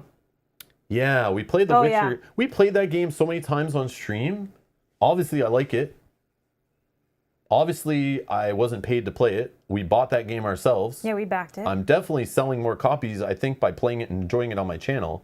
But because I rant in those videos, I pepper rants in there. I pepper negative criticisms, my impressions. I say sometimes the positives, but I know the positives I feel I just maybe don't mention as much as the things that piss me off. I don't know what I said, but the person, I didn't watch the video after, but the person just said, which is fine. They just said, this is more of a rant video than a playthrough. And just basically said, how dare I kind of like mention the expansions. There was 2 expansions we were playing with that were Kickstarter only. Mm-hmm. Which sucked because they actually made the game from a mediocre game to a pretty good game. But you needed those expansions. And if you didn't back it on Kickstarter, you didn't have them. But they said to the fans, they're coming out at retail eventually. And I remember when we were playing it, there was no dates. Nobody saw if they were coming out at retail. Shortly after that, or during that, they announced another crowdfunding campaign. And they were pumping that and marketing that. Still, nobody who wasn't part of the first campaign could find these expansions. So everyone was telling me the Witcher board game is kind of mediocre unless you have these 2 expansions from Kickstarter. And they released like 3 or 4 expansions at retail, and none of them were those good ones. Which is kind of cool that they rewarded people who actually invested in the game and believed in them. So they have something to say, this is ours. But those things were like some of the coolest things in the game and actually made the game complete. So it would suck that I'm playing something on my stream that you can't have. That feels bad, man. I don't like doing that. But it happened. So because I was bitching about that, the same way I'm bitching about it now, which is totally fine. I'm a consumer, I bought it. That sucks that somebody else can't. So I just asked him, like, he got mad that how dare I not know that they've announced from the beginning that they're releasing them at retail, and they talk about it in their updates. And if you just took the time to go read their updates, you would know all of this instead of complaining. But it's like, I'm not reading any updates. I'm not taking my time to go hunt through all those updates to find some information. So I just asked the guy if he could provide the information because I don't know, it might help some other people. So yeah, anyways. Does he expect that you're going to go and read through updates In the middle of stream, yes. For every game? No, I should just probably never talk unless I actually go and read and hunt through updates on. And the worst is when it's like the campaign was on Kickstarter, so there's updates there, but then the backer pledge is somewhere else, and there's updates on Game Found, and then I got to search through them all and know what's happening. So I shouldn't talk unless I know and I'm eligible, but But yeah, what you were anyways, saying was 100% correct. Yeah, and it's fine. Totally fine, but it's just comments like that that's funny. It's just funny. How dare you talk bad about this publisher or this game? How dare you? It's like, dude, I backed it. I'm the same way as somebody who complains on a forum post. Mm-hmm. I bought it. I'm just like you. I'm nobody special. No, we just have a camera in front. Yep, I just know how to click go live. You can do the same with your phone even. Just put it in front of you and click go live on YouTube. You can do the same thing I'm doing. Exact same thing. What grinds my gears? Yeah. But all of it is in the intention to improve this industry and kind of mature it so it's more respectable and I don't feel embarrassed telling a non-gamer about a crowdfunding campaign. You know? I would never tell a family member nowadays, hey, you love this game. Remember that game I played with you and you barely own any games? You've never really played board games since Monopoly or anything? Let me tell you about this cool game I saw in crowdfunding. I don't want to put them through that.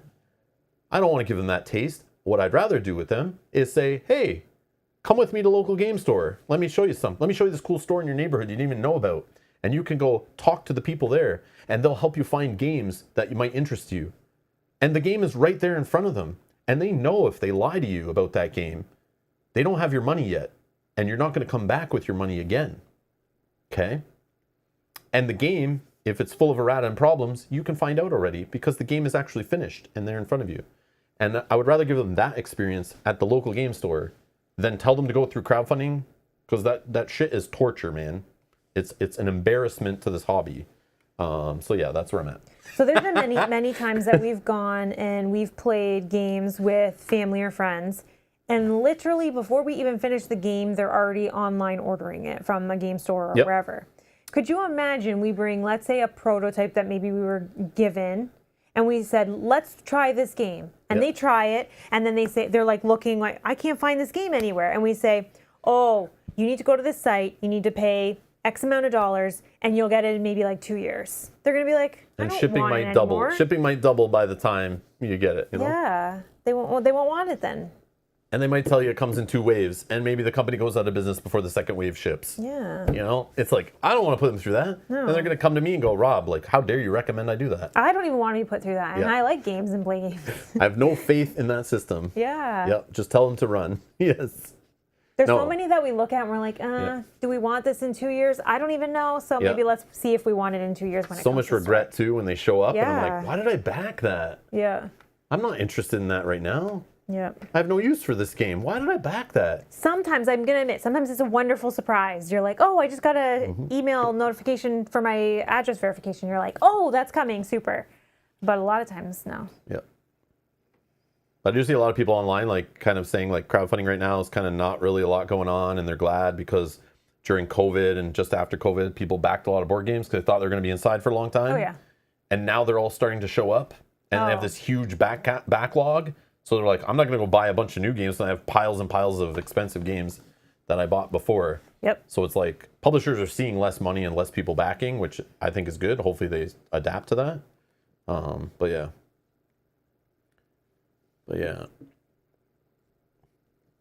I still wish though, like, yeah, I don't know.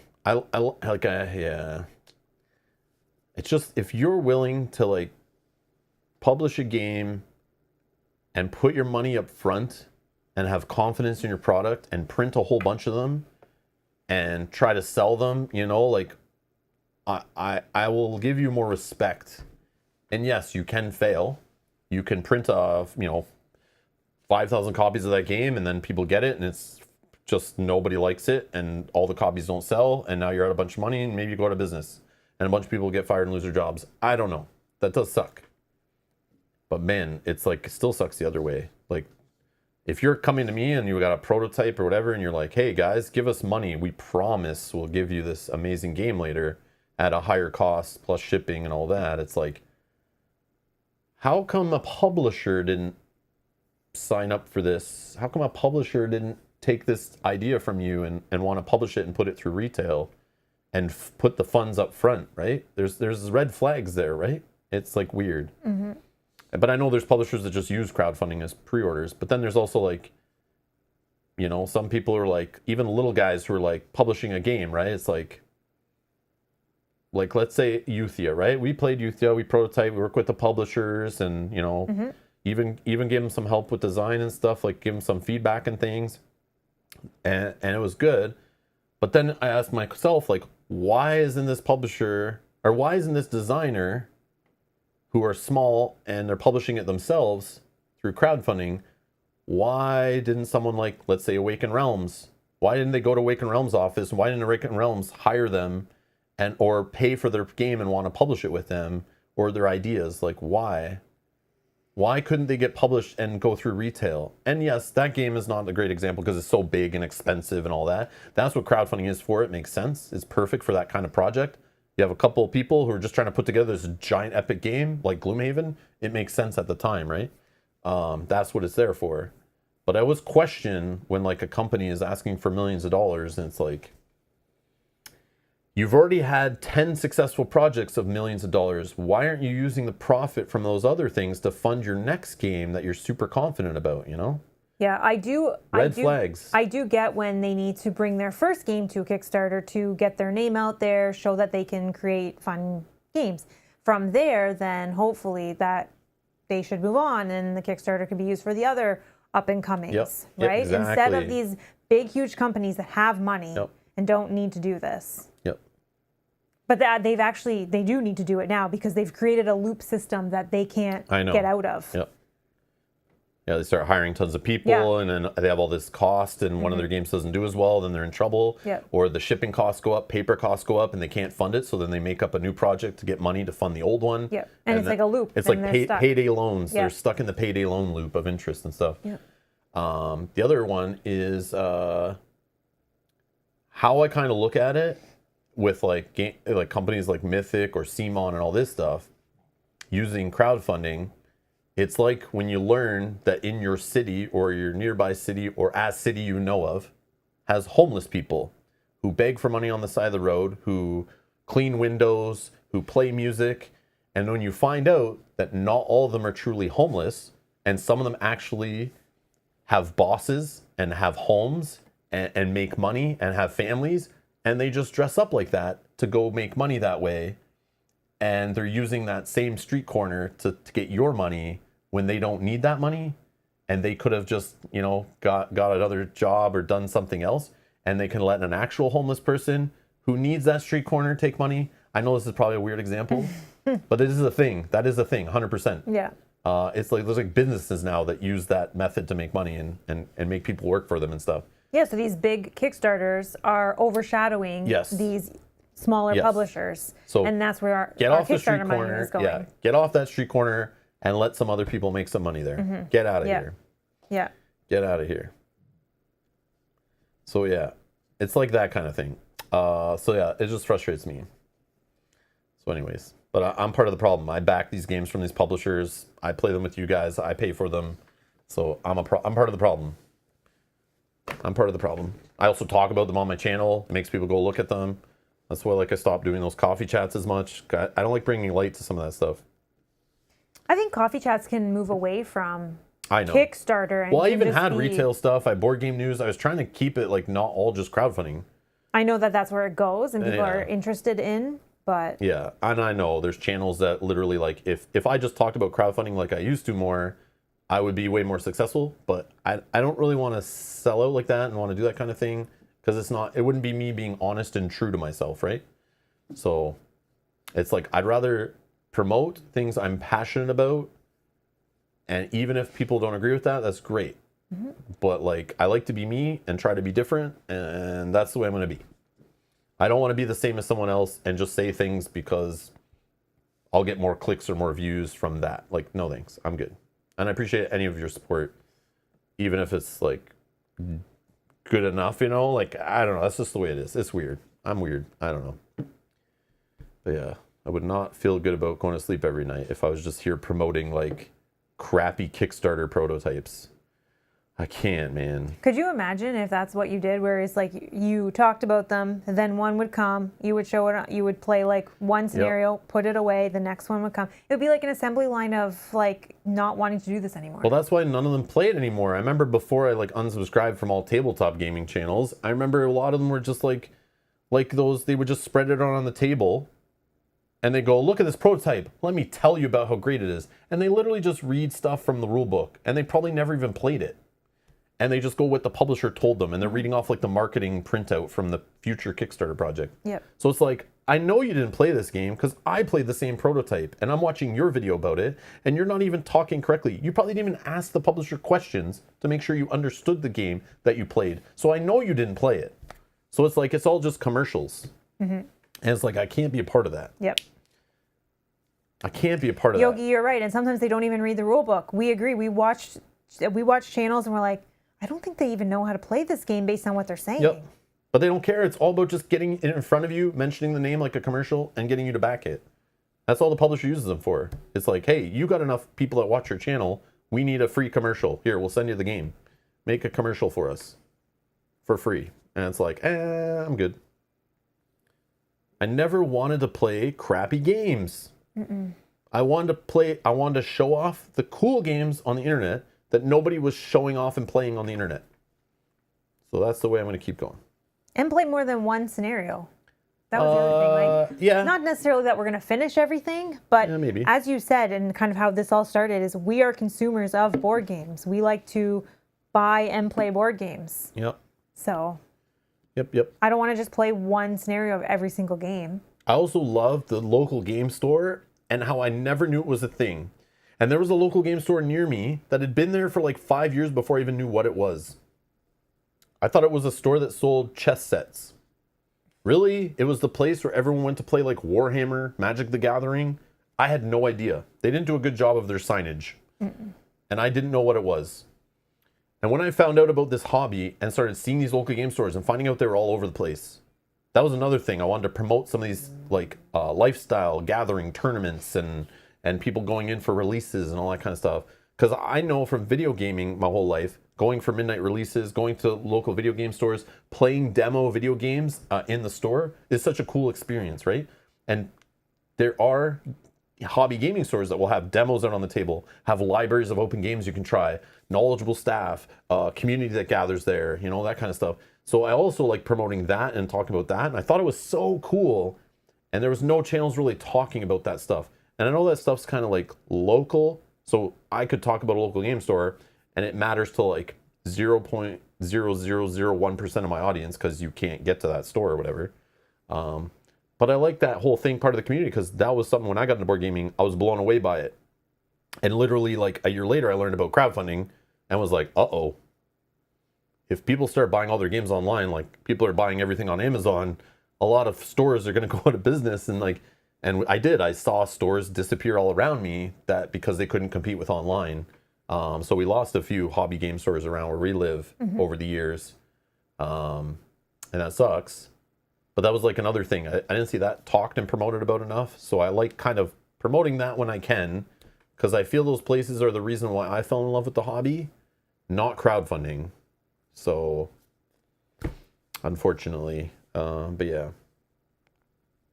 So yeah, there's a few things that I feel like get ignored on, and I could be wrong. I don't watch any other hobby channels at all, really, because I don't want to be like kind of influenced and skewed or anything like that. I like to do my own thing.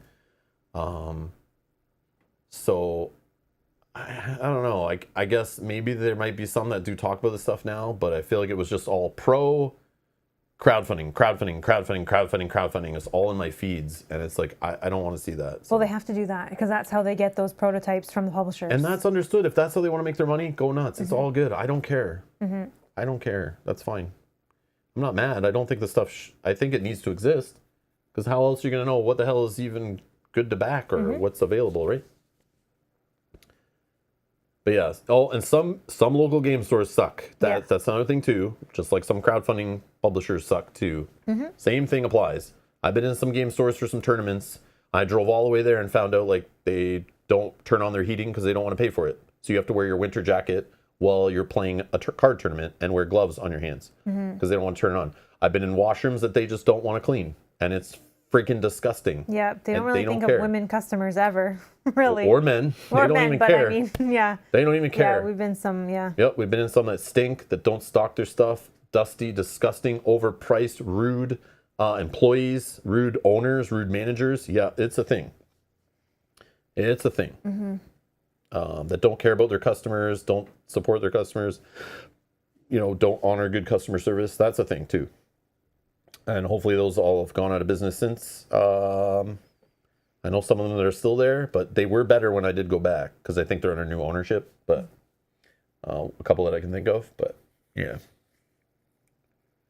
Dustin says, my other LGS got broken into and robbed multiple times and had to close. We had one that was getting robbed multiple times. Yes. Yep. Yes. If they sell Magic the Gathering stuff, or any of those kind of collectible games that have like cards that are worth hundreds of dollars, people will steal those for sure.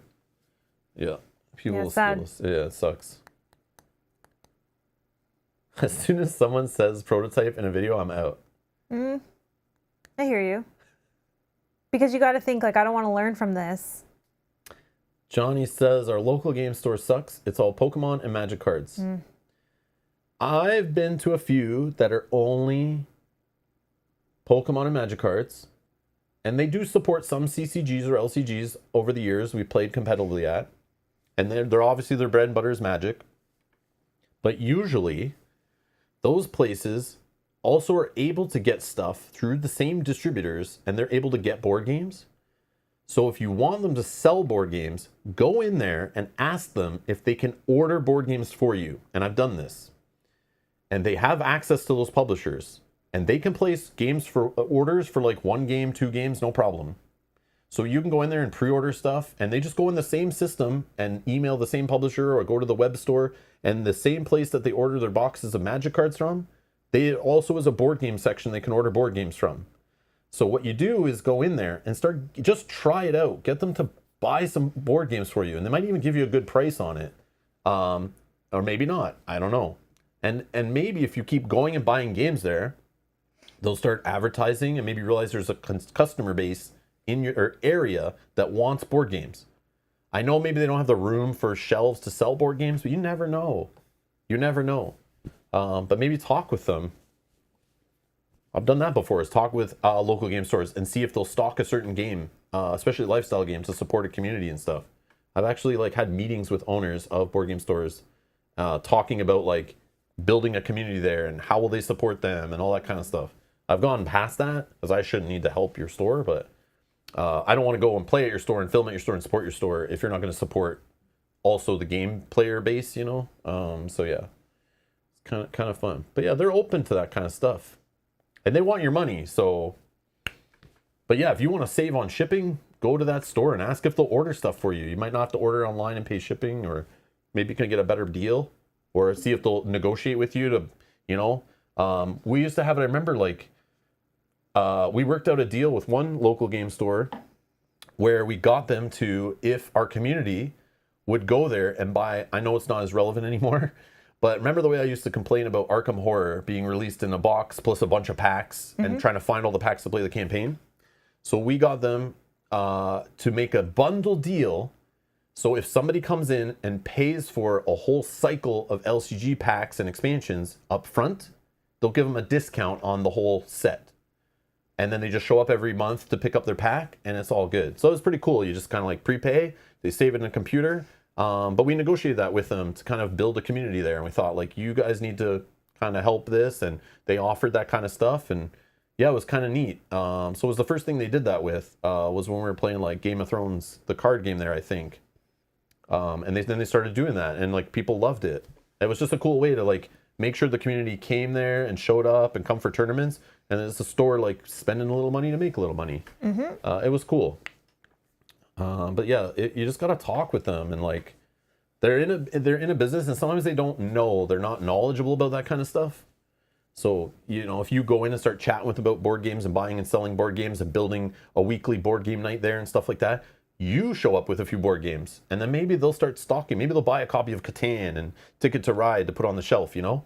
And then you show up with some other games, and maybe they see that, and then they buy like a little Kalak shelf to start having board games in the corner that people show up on Thursday nights to play or whatever, right? Yep. But you can get that store to adapt if you can show them there's an interest in the community. That's like the best way you can do it, I think. But if you go in and you're like, hey, can you order a board game for me? And they're like, F no, then you're like, see ya, bro. Like, you know, that's no harm, no foul, right? Oh, he used to, but he stopped doing it. Didn't like, he was buying too many of certain games and they weren't selling. So then he was losing money and taking up valuable store space. I bet that's fine. That makes sense. Graham says ours is great. Lots of games, but I suspect they make the vast majority of their money from CCGs. Yep. And it's like always keeps making money, right? They just keep coming out with new sets. That like beast is such a money maker. It's crazy. Amanda, we know, yeah. Amanda says would love to shop locally, but the closest game store is an hour and a half away. Oh. So what Amanda, here's what you're supposed to do. Okay? I'm gonna tell you how it is. So what you need to do is build some kind of like lemonade stand outside of your house, right? And then you start selling your games you've already played there, right? And then you start seeing how many of the people in the community start playing these games. And then you start infecting the people in your neighborhood with games, right? And then slowly you turn that into like a board game store. And then Amanda, now you're the board game store.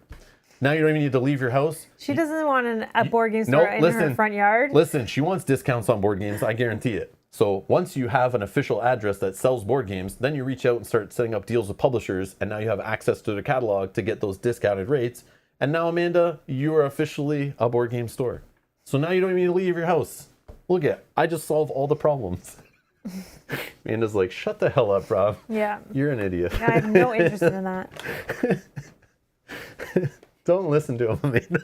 Yeah, he's talking nonsense. I am. I'm tired. I'm silly. All right. Amanda, the lemonade stand kidnapper. What? Oh, that went crazy. It sounds like a start to a horror movie. Wait, what? Amanda says, that's a good idea. I already have a store, so I could just sell them there. Okay, listen. Yes. Yeah. Where you work. Yeah, I could see that. As long as nobody asks questions and nobody's offended by it, I think it's fine. But yeah. It also gets rid of the games you're not playing anymore. And as long as they're in good condition and not missing any pieces, you can then they'll find new homes that somebody who might love them. Amanda has left the chat. But yeah, this is my zany idea. That's all you need to do. Super simple. No, I'm just kidding. Oh man. Anyways, I think I ranted myself out. I'm done. He's got no energy left. I'm getting off my soapbox. And get off my lawn. And yeah, I think I'm done complaining and ranting. But yeah. But I'm enjoying playing Frosthaven right now and looking forward to continuing to play it. Stay tuned for more Frosthaven. I think you'll like it. Just don't ask me to back Sandhaven or Lava Haven or whatever the hell the next Flame Haven. Okay? I'm not doing it. The next one is a Force Link, so you're good. You'll be happy about that. Yeah. And no, I don't want a puzzle book in my next Haven game. And no, I don't want an Outpost phase. Leave me alone. Oh, Yogi's a question. What's coming next? More D&D? That's scheduled, right? Yeah. We're playing that with Kyle on Thursday. Jacko, I don't think I need to mention Gen Con badges. Yeah, you would only care about Gen Con badges. I think it's if by February 21st or something, if you want to be in the housing lottery to get your hotel through Gen Con, you would need to do that by like February 21st or something, because they go on sale on like the 24th or whatever. But literally there is no reason to buy a badge right now up until then. And if you don't book your hotel through Gen Con, then you literally don't need to buy a badge until the event system goes live in May. And even then, it's never sold out earlier than like July. So if you're like, oh my God, FOMO, I need to buy my badge now. They just go live today. It's like a fun thing to go live, but you don't need to really buy them yet. But Says yeah. we should check our Discord. Okay, we'll check that after. There's probably lots of talk about it. People get excited, right? This is the first time they can do it. So I saw it today. People saying today's the day, and I changed the private Gen Con thing to 2024. I know it's a thing already. Oh. I was gonna delete it like I did last time and start a new one, but I just changed it to 2024. It seems like all the same people are pretty much going. I think yeah. But if there's anyone we have some additions. Oh, okay. If there's anyone in there that's not going, I need to kick them out. So maybe I do just start a new one. Yeah, maybe we start a new one. Yeah, I'll start a new one. And then just remove that one. Because, yeah, I only want people who are actually physically there to be in that private chat so we can all stay in touch and stuff. Matthew's paid in full. Nice. But yeah. Oh, yeah, you did it during the stream. I saw you post that. Yeah. But it is cool right now. Like, it is January, like I say, it's time to think about Gen Con and already start getting it in your mind. And it's cool that you can, especially if you want to spread out your spending, you can buy your badge now. So that's another reason why maybe you buy your badge now is actually smart, is if you know you're going, you buy your badge now. And that's like, especially if you throw it on a credit card, get some points. Make sure you pay it off though. Don't buy it now if you can't pay for it till later. But you can spread out the spending of Gen Con by buying your badge now, your hotel in like a month or more, your event tickets and generics and all that in May sometime or later. And then your travel could be spent anywhere in there or even up until the point of the convention. And then your food and all that is spent at the convention. So literally you're paying for Gen Con between January and August. And that's what we do. All separate. Yeah, yeah. So it's not one big, like you book a vacation trip, right? You usually buy it all up front, right? You book your flight, your rent your cars and all that stuff all at once to make sure your trip's all going to be locked in. But the cool part about Gen Con, you can kind of spread it out, which is neat. So that's maybe a reason why you want to buy your badge now, is to like put it in your January budgeting. But yeah. There you go. I hate you, Jacko. We'll go Yeah. look at the Discord though and join that conversation. I will anyways. But yeah, we'll do a stream like closer to Gen Con, hopefully well before anything sells out other than events. So we can kind of just talk about it, but like I feel like we've spent enough hours discussing Gen Con over the last few years. And the streams we have are still relevant. And all the info's there. So if Yeah. you want to know anything about Gen Con, just Google Rob's Gaming Table Gen Con and go watch some of those videos discussing everything and anything we know about Gen Con. But Gen Con does a good job. Just literally all you need to do is sign up for their email list. And you'll get way good info. Lots of good info, I should say. And regularly. They're already sending out emails Yep. telling you about dates and all that. You could join their Discord. That's all you really need to do and get your info. You don't need to listen to me. But yeah. But I'm not going to be doing streams in January and February and May and all that. Maybe a stream in like July or something. Assuming we go. I want to go. We should be going, but you never know, right? If somehow the channel's not doing things or something comes up that I just shouldn't be spending money on that, that's what we will do. But thank you for your support, everyone up here that also funds not only the games we buy, not only our time playing games, not the only effort on the channel, not the technology we buy, the lights, the mics, the cameras, the computers to do the streams and the internet and all that, but it also helps fund our trips to conventions like Gen Con, to go there and grab games, meet you guys, talk to publishers, all that kind of stuff. So yeah, I don't mention that enough, but it also is related. So yeah. Also depends how funding is. So I'm not saying you must, give us money or we don't go to Gen Con. That's like, it's all good.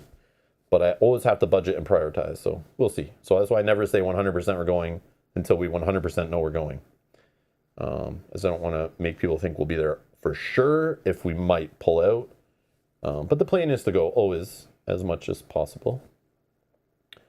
But I do need to check out PAX Unplugged sometime. I know. And every year it comes around, I'm like, nah, not interested. The timing's weird on that one. It is weird. It's like, I don't really want to drive in the snow to go to a board game convention or wear my winter jacket in there. It's just weird. I'm spoiled with Gen Con. Yeah, Gen Con, yeah, Amanda knows now. Gen Con is expensive, yeah. Yeah. Yep.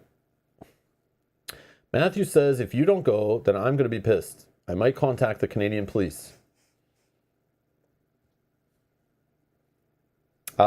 Matthew, I don't think you can. Yeah. Because your phones don't actually have the right buttons to dial the numbers we use in Canada. So it won't actually work. Sorry. Yeah, sorry about that. It's because the different, like, alphabets and numbers and stuff. Yeah, it doesn't work. Sorry. We have different technology for that stuff. But yeah. Good point. Anyways, that's enough. I need to stop. All right. Thank you all for tuning in. Thanks for watching. Anything else, Mel? No. You said it all. Yeah. I'm just kidding. More than enough, I said. I'm just kidding. They use the metric system of phones. Yes, Yeah, exactly. All the phones, Keith says all the phone numbers are 20% bigger. Yeah, you gotta do the conversion. Yeah. It's basically the same as like converting money or the way our beer has more alcohol percentage in it, all that kind of stuff, you know? Plus the American police would likely show up at Matthew's. Yeah, I'd accidentally called the wrong one. Yeah. How dare you cross the border with your phone call? Anyways, thank you all for watching, and we'll see you in the next stream. Bye-bye. Bye.